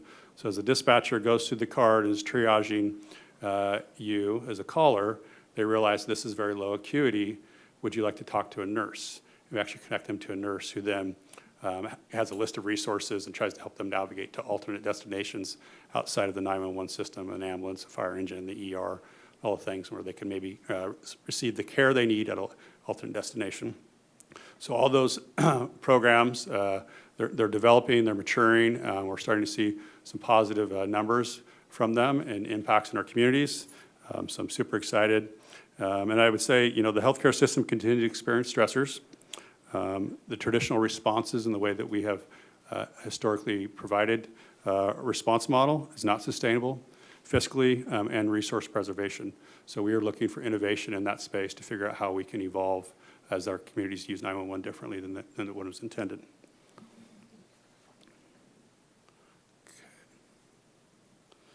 All right, we're going to talk about capital and bond projects. So in November 21, voters approved general obligation bond. That work is all underway.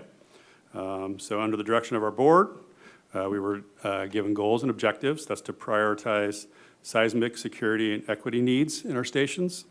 Stations must be able to fit any size apparatus. Stations must be able to accommodate future growth, thinking multiple resources and maximum personnel when needed. Decontamination areas, emphasizing hot zone, which were the chemicals that we experience on fires, or maybe some of the biohazards we experience on medical calls. The stuff stays there, and then we kind of work into a warm zone and then a cold zone. And then additionally, all our stations will have the ability to put a battalion chief, bunk room, and office in as well. So in the south end of our district here, you have Station 35, which is in King City. That project is well underway. It has been scraped to the ground. If you've driven by there in King City on Highway 99, that station is no longer standing. Our crews were split. We had 2 resources there. The engine is still there, and a temporary housing and a modular occupancy still responding. And then one of the resources was put over into Sherwood and responding. And then Station 20 down in downtown Newburgh, that is just kind of behind the King City one, and they're working through that to get that permitting stuff. And we have our resources, kind of reallocating them to alternate spots down there. And then off Tonkin Road, we have our training center. I think some of you who've done our Citizens Academy, that building that you did that in is vacated and will be torn down very, very near future. So we were excited to have that upgrade down there. So that's kind of the bond projects. I think one of the things that's unique about where we're at as we rebuild these stations, we're prioritizing an emphasis on what's called trauma-informed design. So the average citizen in our communities experiences 3 to 5 traumatic events in their lifetime. First responder will experience approximately 500 traumatic events in their career. So there's some logic in the way we're designing stations to kind of deal with that. So the space is creating a wellness space, downtime between calls for firefighters, paramedics, likely allowing them to complete a career as a first responder, which allows me to segue into Struggle Well. So since 2022, TVF&R has partnered with Boulder Crest Foundation to provide Struggle Well, which is a multi-day workshop for all agency personnel. The framework of Struggle Well is a program that was initially developed for the military, and they provided impact for those dealing with post-traumatic stress. It has expanded into the fire service. Thank you to one of our deputy chiefs, Patrick Fail, who has really been a champion of it. What Struggle Well is it creates a paradigm shift from post-traumatic stress disease to post-traumatic growth.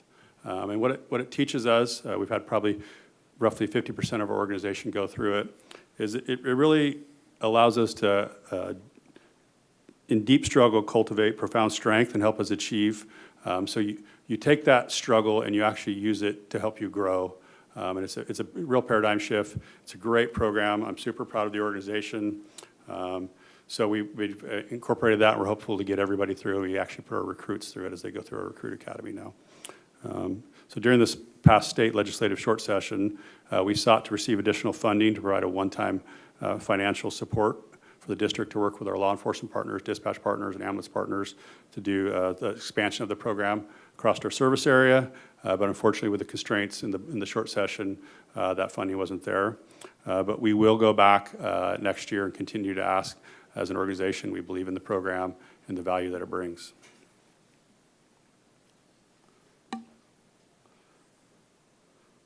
So this concludes the State of the District report. I would say right here, there's a lot more to share. So we have a QR code. You can view our year-end review with your cell phone. It'll pull up a video and it'll kind of show you a little more stuff that I didn't talk about today. So if there are any questions I may be able to answer. Council, any questions or comments? City Council President Shevlin. Excuse me, City Council President Barry, I apologize. Thank you for your report. I love hearing the report year after year, and I learned something each time. So thank you so much, and thank you for bringing all your support fire team here. So the other day, when I was driving to work, I heard a radio show, I think it was OPB, and they were talking about the City of Salem Fire Department with their AI program that they're trying out. And so I was wondering if you know anything about that, and if that's something that Tualatin might be looking at.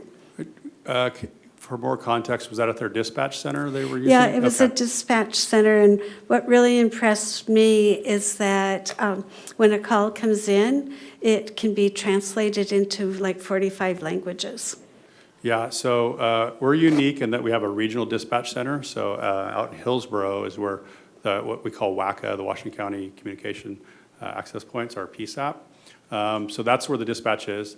They are using AI on the low acuity, non-emergent line to try to kind of beta test it and understand how it would work.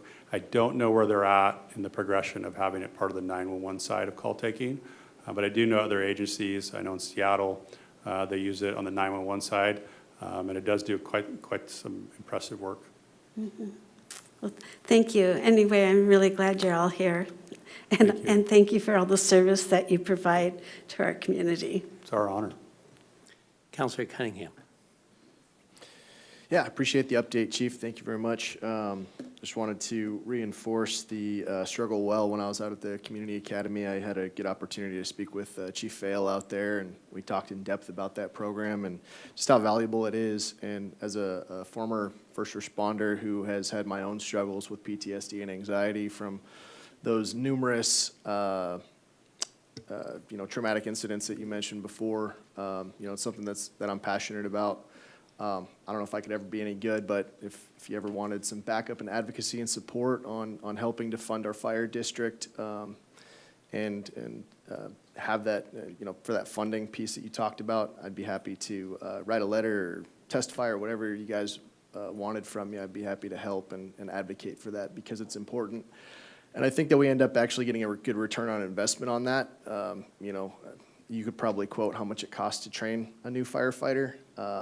And when we lose somebody who leaves the career early because of those incidents that are just kind of part of the job, a sad part of the job, it's a big hit. It's a big financial hit. And the more we can do to keep our firefighters, our law enforcement, our first responders mentally healthy, along with all that, the physical that's expected, it's a good investment. So happy to help and advocate as you could see fit.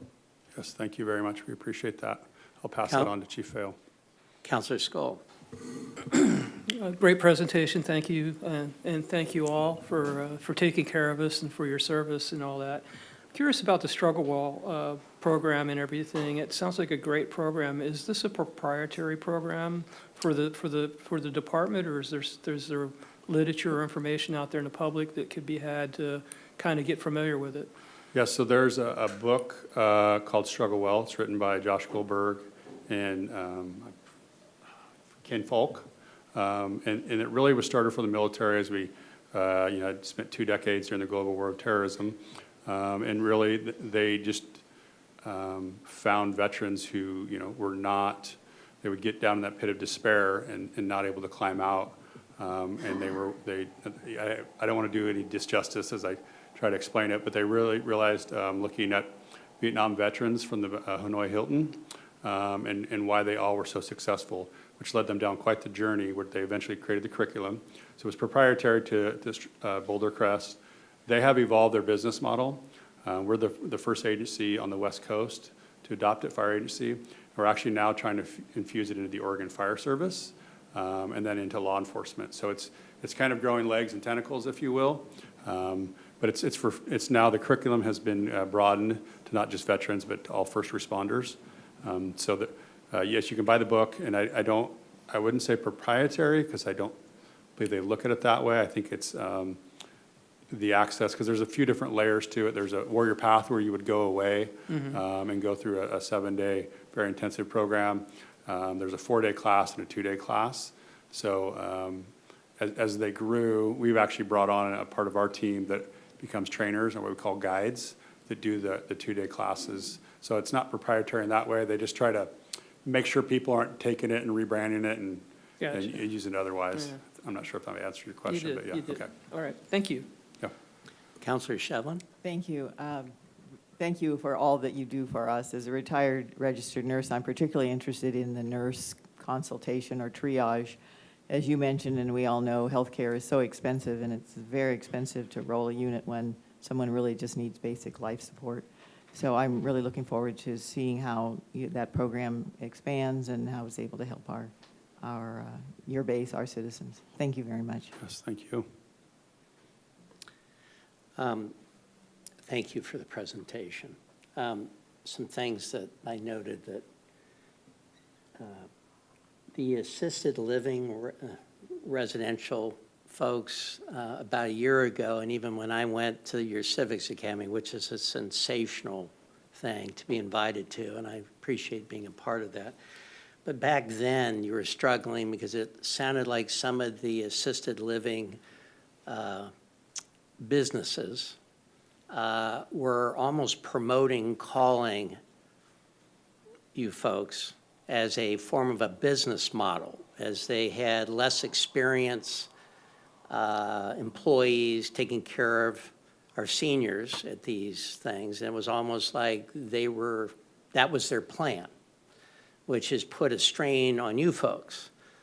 And here you are a year later, and I think you're saying it's a continued education. And are we making any movement? Because a business model from a conglomerate that's suggesting they call our fire department to provide backup because they're too cheap to hire quality staff, to me, is a problem for our community and for your great work.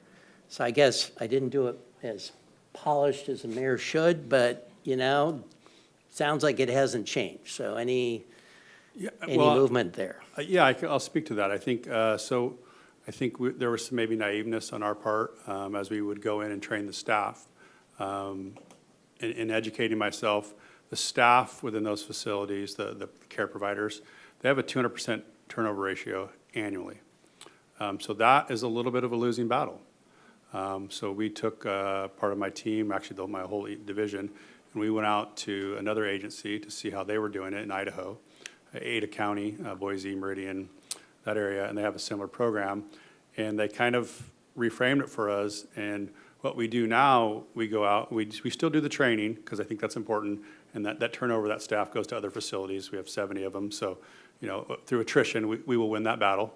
But what we were missing was the administrators and the managers of the facility.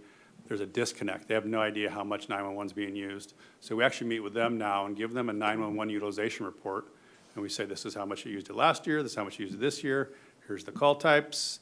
So we engage them, hoping for that Hawthorne effect where maybe they go, oh, somebody's paying attention. We have a relationship now with the Oregon Department of Human Services, who does the licensure for these facilities. So we work with them, and there's a conglomerate of fire departments. They're all talking to the department there to say, hey, here's our challenges. We need to do something different. This is not sustainable, and it's not what the 911 system was intended for. So we're picking up momentum, and I think that reframe and educating the leadership and the administration, and hoping that they understand that, hey, we collect your data and we know who to talk to about it. Okay. And the carbon monoxide alarm issue, I can personally confess, a few months ago, our family had a carbon monoxide alarm go off. And I went to the Civics Academy and said, well, because I was woken up a couple of times responding with one of the stations to these alarms. And I said, well, by gosh, I am not going to call you guys. But if you go to the priority list, you replace the old one with a new one. So we did. The alarm still went off. Mm. So then we called the business line, and they said, well, we're going to send someone out. I said, whatever you do, just send one guy out, because that's all I wanted. But they sent an engine out, and they came in very responsive. But AI, or if you do Google search, what should you do? And it says, call you guys. Yeah. And so I wish there was another another way to do it, because I don't want to tax the system, but carbon monoxide is a pretty scary thing, and Absolutely. to be the interest of being careful, you'd rather, everybody rather have us call. And the only other comment is the Apple Watch problem. Anybody, how many people in this audience own an Apple Watch? Okay, I do.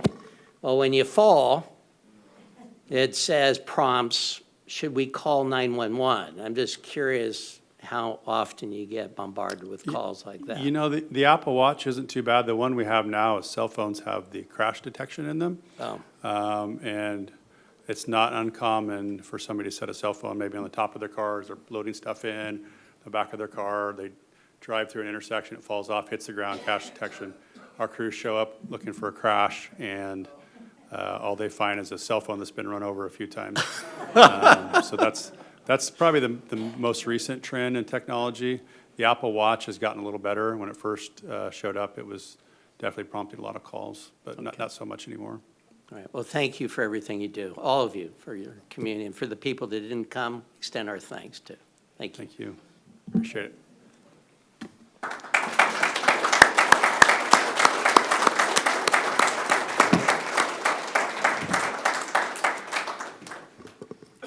Okay, we'll now move to committee input and announcements portion of the city council wait a minute, hold on a minute. Yeah, no, I'm sorry, I lost my track here. We will now move to the community input and announcements portion of the city council meeting agenda. This is an opportunity for visitors to address the city council on any matter concerning city business or any matter over which the council has authority. It is also time to address items not on the agenda or items on the agenda that are not scheduled for public hearing. Staff will make every effort to respond to questions raised during community input as quickly as possible following the meeting. Please limit your comments to 3 minutes when making your remarks. Please address the council as a whole and not any one member individually. You may use the podium or sit at the tables in front of council, whatever makes you feel most comfortable. Please speak into the microphone at either location. To comment before council in person or virtually, you must sign up by completing a speaker card at the side of the room or by using the raise hand feature in Zoom. Please provide your name, address, and topic. Information on engaging with City Council can be found on the County Council webpage, wilsonvilleoregon.gov/City Council. As a reminder, when you begin your comments, please state your name for the record and your address, or indicate that your address is provided on your speaker card. Please know that community input is a time for the council to listen, receive feedback, and hear directly from the community. To keep that process fair and respectful to everyone, council members generally will not respond to individual comments during citizens' input. If we respond to one speaker and not another, it can create the impression that some viewpoints carry more weight than others, and I do not believe that serves the public well. If follow-up is needed, staff or council members can connect with you after the meeting. Councilors are also free to share thoughts during councilor comments later in the meeting if they choose. You're always welcome to submit information in writing, by email, or to schedule a meeting with me or any member of council. And with that, first person I will call is Doris Whaler.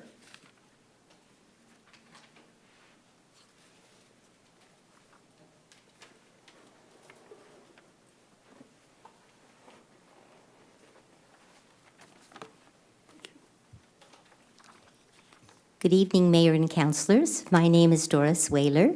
My address is on file. I was on the original Town Center Task Force.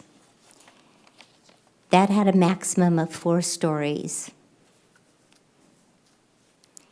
I printed off a map of the sub-districts at that time, and sure enough, 4 stories. Somehow, between then and now, 4 stories has morphed into 5 stories, and now you're considering waivers up to 6 stories. Has this all been staff-driven, sliding up 1 story at a time? At the last Planning Commission meeting, 15 people got up and testified against giving any waivers. I agree and was one of those people who testified. This is what I said.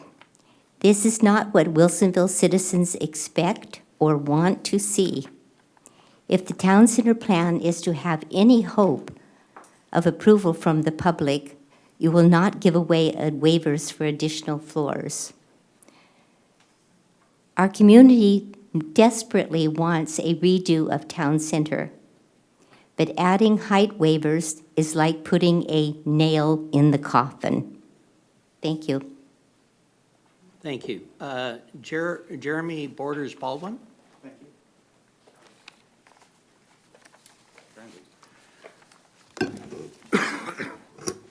you. Jeremy Borders Baldwin. My address is on the card.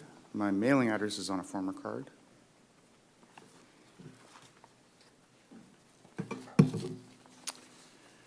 So let's see, these are rent well documents. And rent well is the program from Clackamas County that placed me in the Drury Trail apartment complex, where I've been very happy.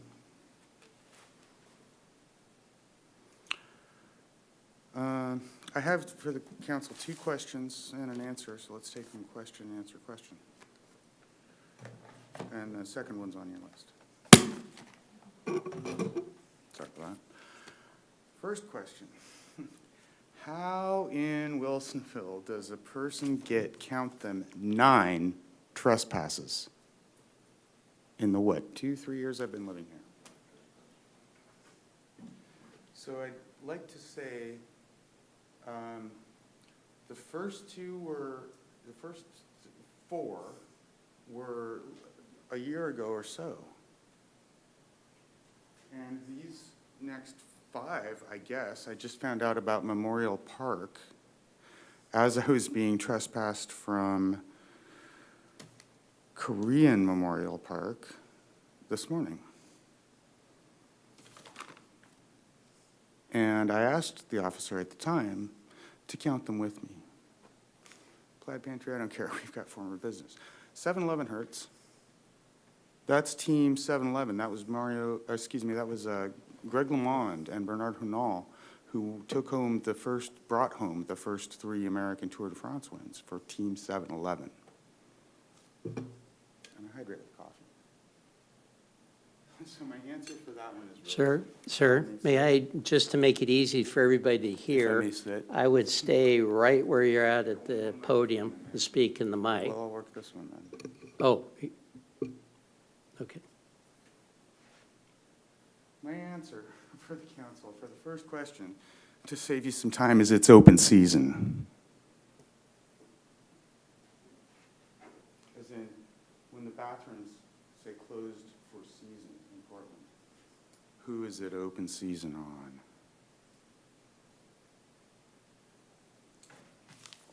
First question. Second question, I believe you've rehearsed. Does a delayed security repair, such as kicking in my front door, is now scheduled to be repaired tomorrow at 4 p.m., I think, between the hours of 1 and 4. No, yeah. And my bill is $300. They've already got most of it. They're not worried about it. I'm not worried about it. So that's all the time I need, right? Thank you.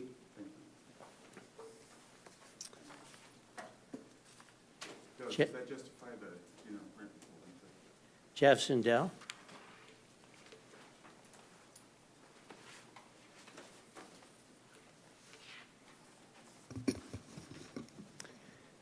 Hello, my name's Jeff Zundel. My information is on the speaker card.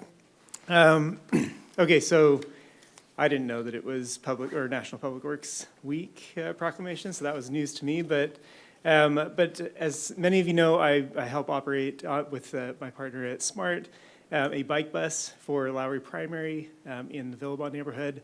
We do this every Wednesday. We meet at 7:30, or we leave at 7:30 from the skate park in Villabon. We ride through the neighborhood. We adjust our route to pick up different kids depending on who's signed up. It's a fantastic program. If anybody knows anybody in Villabon with a school-age kid at Lowry Primary that would like to join us on Wednesday this week, we'd love to see them.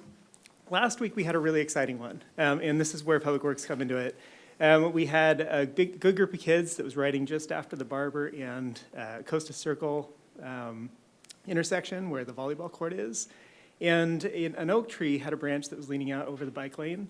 And that branch came down right as the kids were riding past it. And luckily, we had some warning. There were some creaking sounds. I was able to get the kids out into the lane. The kids were very excited, probably didn't realize what kind of danger it was. And I was like, okay, well, I'll make a note to go back there and take photos and call our Public Works to make sure they know that there's a downed tree limb in the roadway.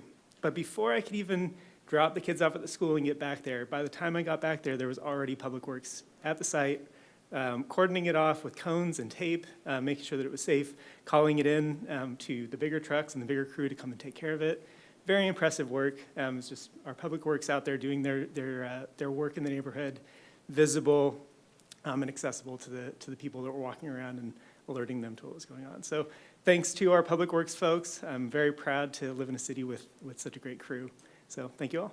That's it. Thank you.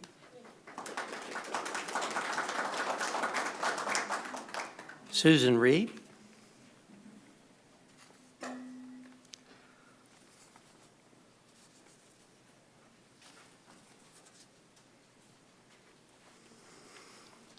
going to need 30 extra seconds, I think.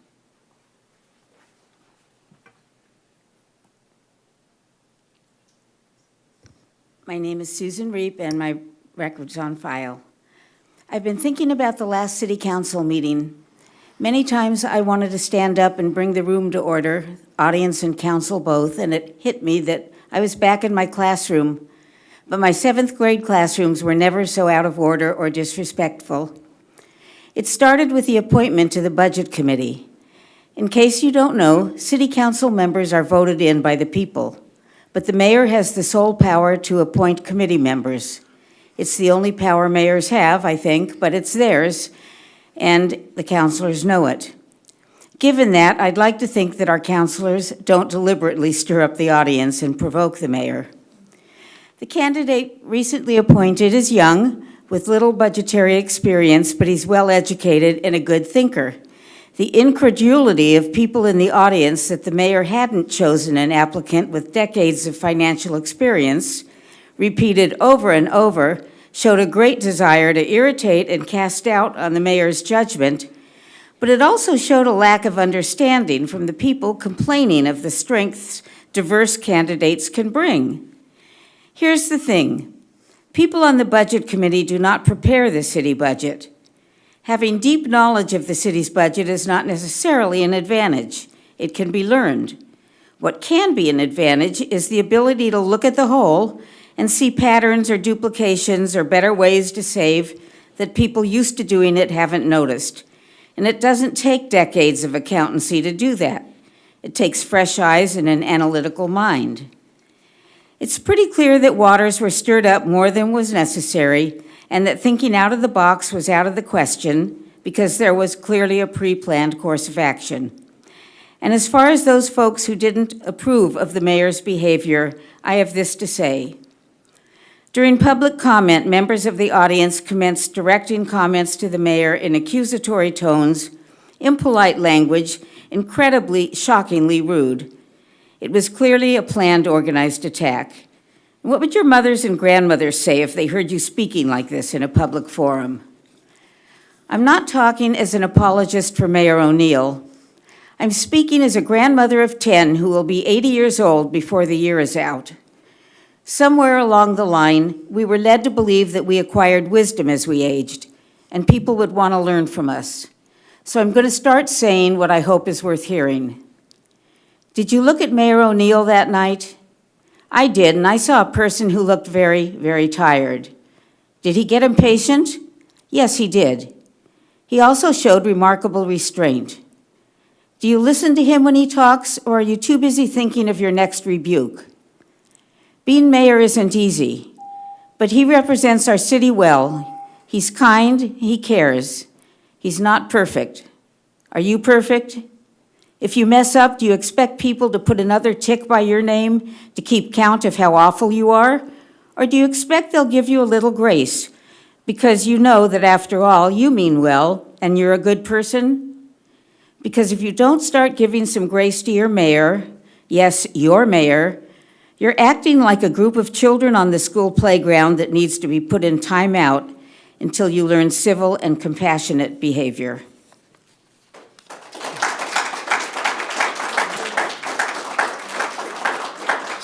Cynthia Russell.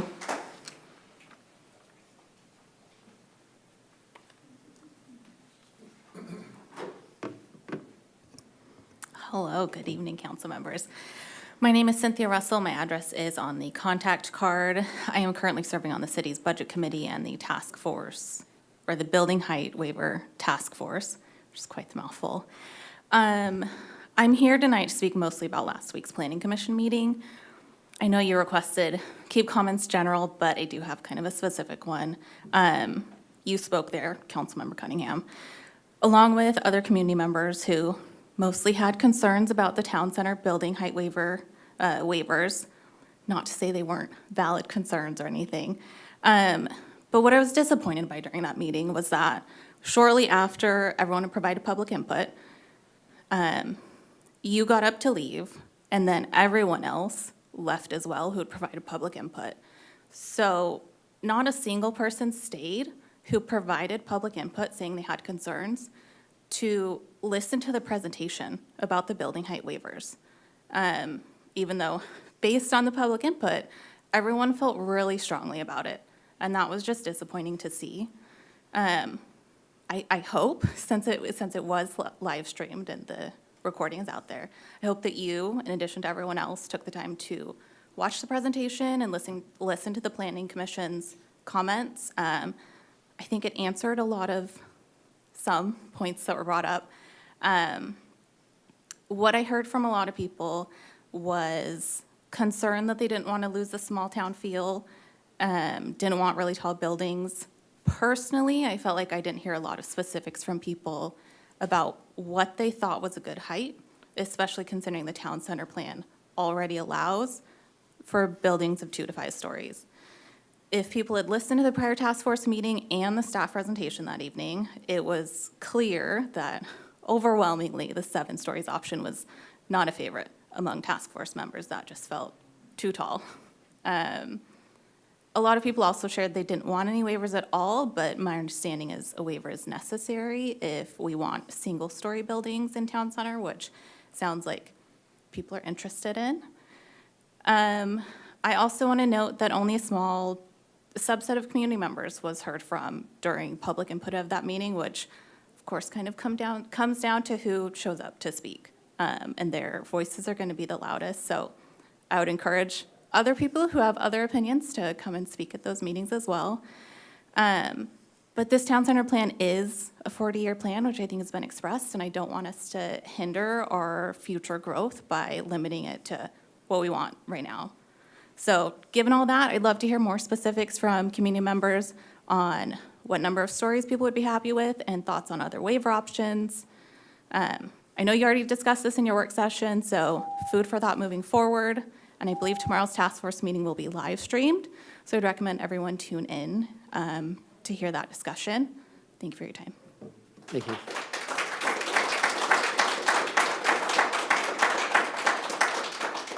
Rick Wallace.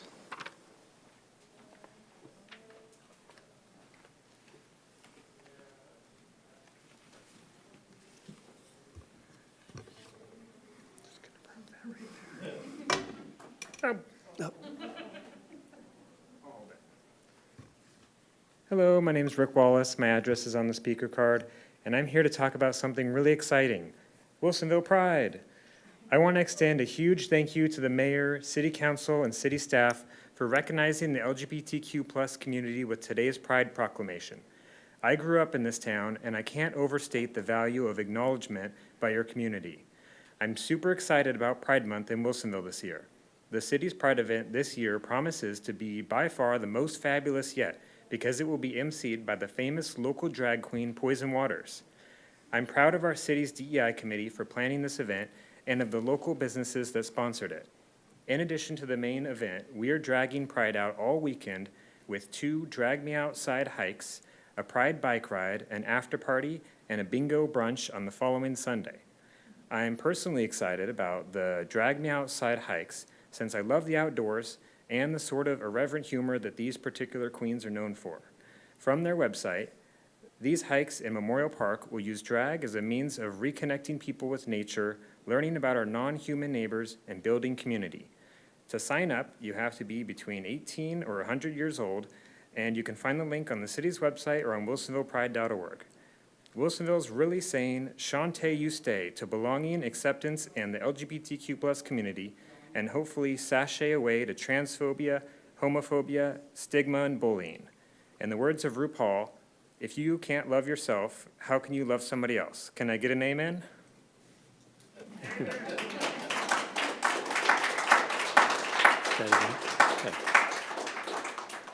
Okay, now turning to councilor comments, liaison reports, and meeting announcements. Council President Barry. Thank you, and thank you to everybody that took their time to come and join us tonight, either online or in person, and for sharing your comments. I'll keep this kind of brief. So it's been a busy couple of weeks since our last meeting. We had the Budget Review Committee, a couple of meetings with that. And then I also attended the Tourism Promotion Committee. And upcoming meetings are the C4 Metro Subcommittee meeting is on Wednesday. We're going to have the grand opening of the Vuela Home Project on Wednesday the 27th. And on Friday, May 29th, they're planning a industry tour for the city council and staff. And then I'd like to point out that the city manager has the reports from each of the departments that's posted on the website. There's really good information there that you can learn about what the city is doing on all the different projects and services. Highly recommend reading those reports. So thank you. Thank you. Councilor Cunningham. Yeah, I'd like to start by recognizing that the weekend of May 2nd was National Fallen Firefighters Memorial Weekend, and the week of May 10th through the 16th was National Police Week with National Police Memorial Day on May 15th. That we recognize their sacrifices. It was good to hear from the firefighters tonight and talk about, some of those struggles that aren't apparent out there on the fire lines, but do follow them home. That's true for both of those first groups of first responders. On May 13th, I was able to attend or go and speak and listen to some input from 8th graders at Wood Middle School at Carolina Wild's class. Spent 3 periods there. Got to see some of my current baseball players, and get to hear from 8th graders kind of what they're looking at, what they're expecting, what they would like to see in the community. And as the mayor mentioned earlier, the addition of a rec center, somewhere for the youth to hang out in town, was definitely, felt like the top of the list. I heard about turf baseball fields, obviously close to home, but had a good chance. The whole point of the thing was for them to learn how to advocate and to come up with an idea and say, this is my idea and this is how I want to do it. And we had some really good discussions about it, about how advocacy isn't just making the ask, but also maybe going out and doing the work, or going and networking with other people and finding who the right person is to get that thing done. And so it was a really rewarding experience. Heard a lot of good ideas, a lot of expectations from what our younger people are looking for. And it kind of struck me that as I was reading through the city outreach from back as early as 2017, 2018, that those students that city staff went and spoke to, who were 7th graders back then, are now probably about halfway through college. And that's kind of the timetable that we've been sitting on here. And it just kind of struck me that now we have a group of 8th graders that are talking about their ideas. And, I'd really love to see some of those come to play as we go forward and look at opportunities in our city. Beyond that, I will kind of quickly address some of Ms. Russell's comments. I attended Planning Commission, and 14 other people came and gave public testimony as well. I had, my mom was in town last week visiting, and I wanted to go and say my piece and then go back to spending some time with my mom. So that's why I took off. I can't speak for the rest of the group. I'm sure they had their reasons. But kind of, you know, what really prompted me to do that was I heard the comment from a member of staff that some of these decisions were made in planning commission meetings, and the comment made was that the citizens didn't show up and voice their opinion on what was going on in those planning commission meetings. And I went, well, okay, I guess we have to show up to planning commission meetings now and speak at planning commission meetings and make sure that we're absolutely on top of that too. And it was really kind of disappointing to me as I, again, went through 1,611 pages of outreach and surveys, you know, events where people were putting stickers on pictures at a park of what kind of buildings they liked. And I went through it, and as I dissected it page by page and took almost 40 pages of notes about these documents, what I found was that the people did use their voice. They did speak. They gave the city the input that was asked for. And when they were asked, you know, for example, one board at the park, there was a building that was shown that was like 5 stories tall. And there was another building that was shown that was about 4 stories tall. It was a 4-story and a 5-story. The building that was 4 stories tall received 3 times as many stickers as the 5-story building. So the citizens were asked, they gave their input. The city won an award for gathering that information. And then we were told, well, people didn't show up to planning commission and give their input, so we just kind of did what we thought we should do. So, you know, I can't speak for everybody else who testified and left. You know, I will say that I was very eager to go and get some time when I had the opportunity to go and watch the rest of that planning commission meeting and see what those conversations were. But for me too as well, I wanted to be able to put, you know, as a citizen, speak my piece. I checked with Oregon Government Ethics Commission. They said it was okay that I went and spoke. But to say my piece on it and then to let them deliberate without me in the room and do their thing. So I applaud the 15 other people who came and gave comment, 1 kind of for the waivers and 14 against. I applaud them all for showing up and having their voices heard in that meeting. I do think that the Planning Commission heard, and I appreciate that. One of our Planning Commission members is in the room tonight, and I appreciate that those comments were reflected in that conversation and we were heard. And I think that it only ends up with a better outcome when people are making sure that their voices are heard.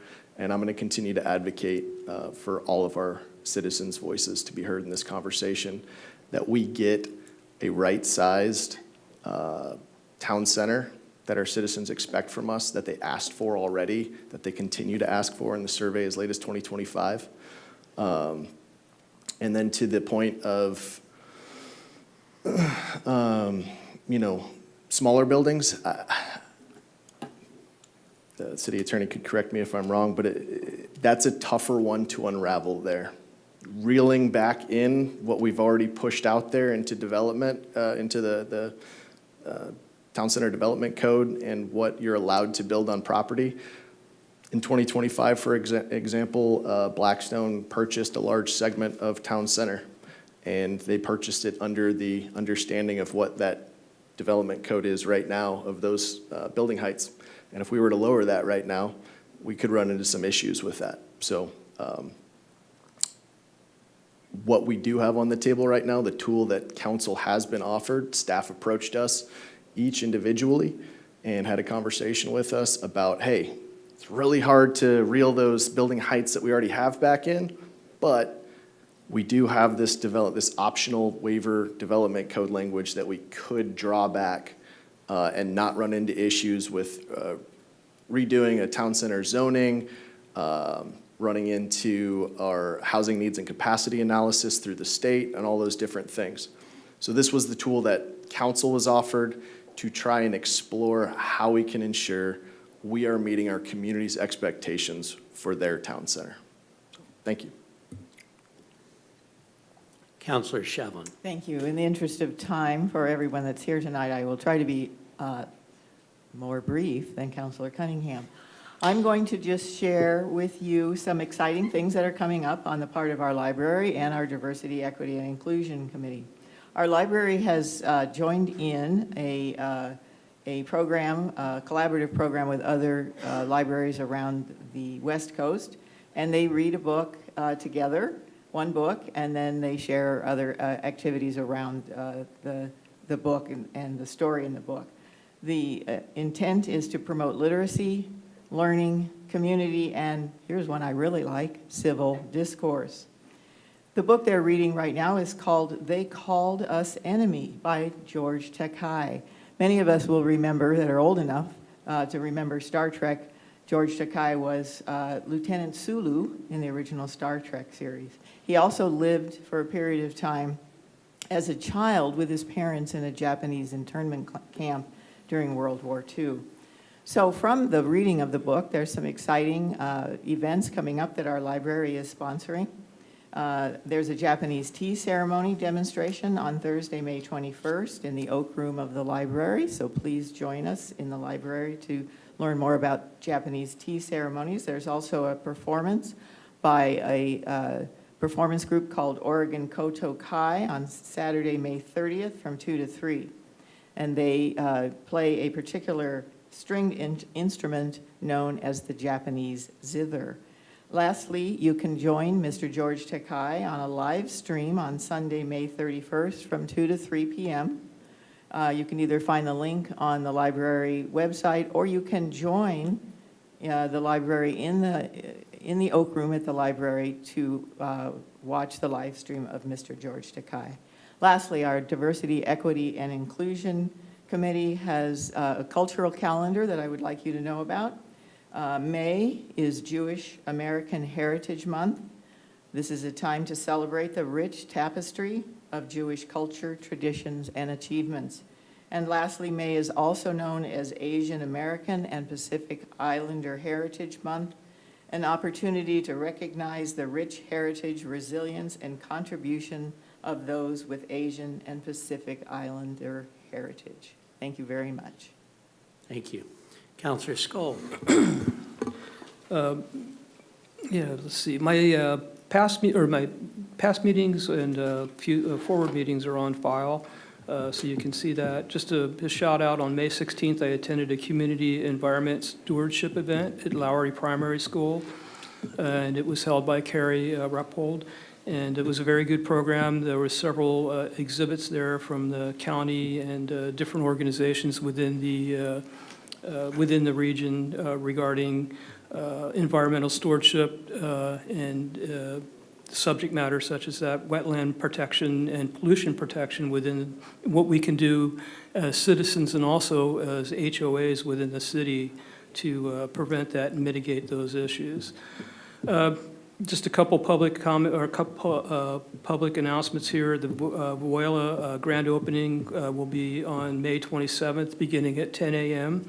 It's in partnership with Palindrome Development, and they'll hold the grand opening and ribbon cutting for the facility.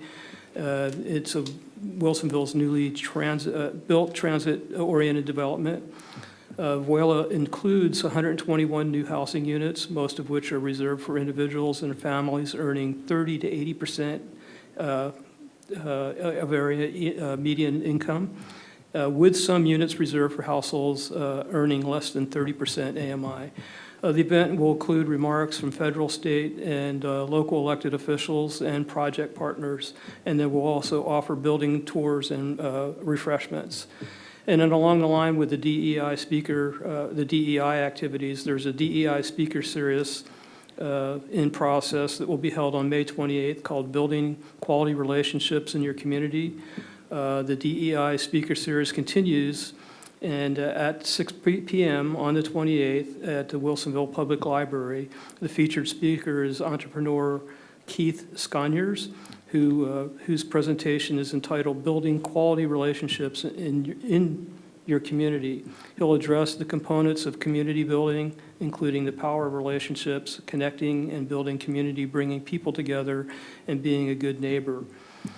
Just a quick note there, all DEI Speaker Series events are free and include light refreshments. Established and curated by the city's diverse DEI committee, the series has provided a forum for open discussion on topics critical to understanding the lived experience of historically marginalized communities. And that's all I have. Thank you. Thank you. The next item is our consent agenda. Will the city attorney please read the items on consent? Resolution number 3253, a resolution of the City of Wilsonville adopting the FY 2026-27 5-year action plan and annual 1-year implementation plan for the Wilsonville Tourism Development Strategy. Resolution number 3267, a resolution of the City of Wilsonville authorizing the city manager to execute a professional services agreement with Jacobs Engineering Group, Inc. to provide engineering consulting services for the wastewater treatment plant aeration basin expansion project, capital improvement project number 2113, in minutes of the May 4, 2026 City Council meeting. Thank you. City Council President Barry, can I have a motion to adopt the consent agenda? I move to adopt the consent agenda. Is there a second? Second. The motion to adopt the consent agenda has been made by City Council President Barry and seconded by Councilor Skull. Any discussion? Seeing none, all those in favor say aye. Aye. The motion passes 5-0. Is there any city manager business tonight? I have nothing this evening, thank you. Thank you. Any city attorney business tonight? None tonight, Mayor, thank you. Thank you. The city council is adjourned at 8:53 p.m. Oh, can I just suggest a quick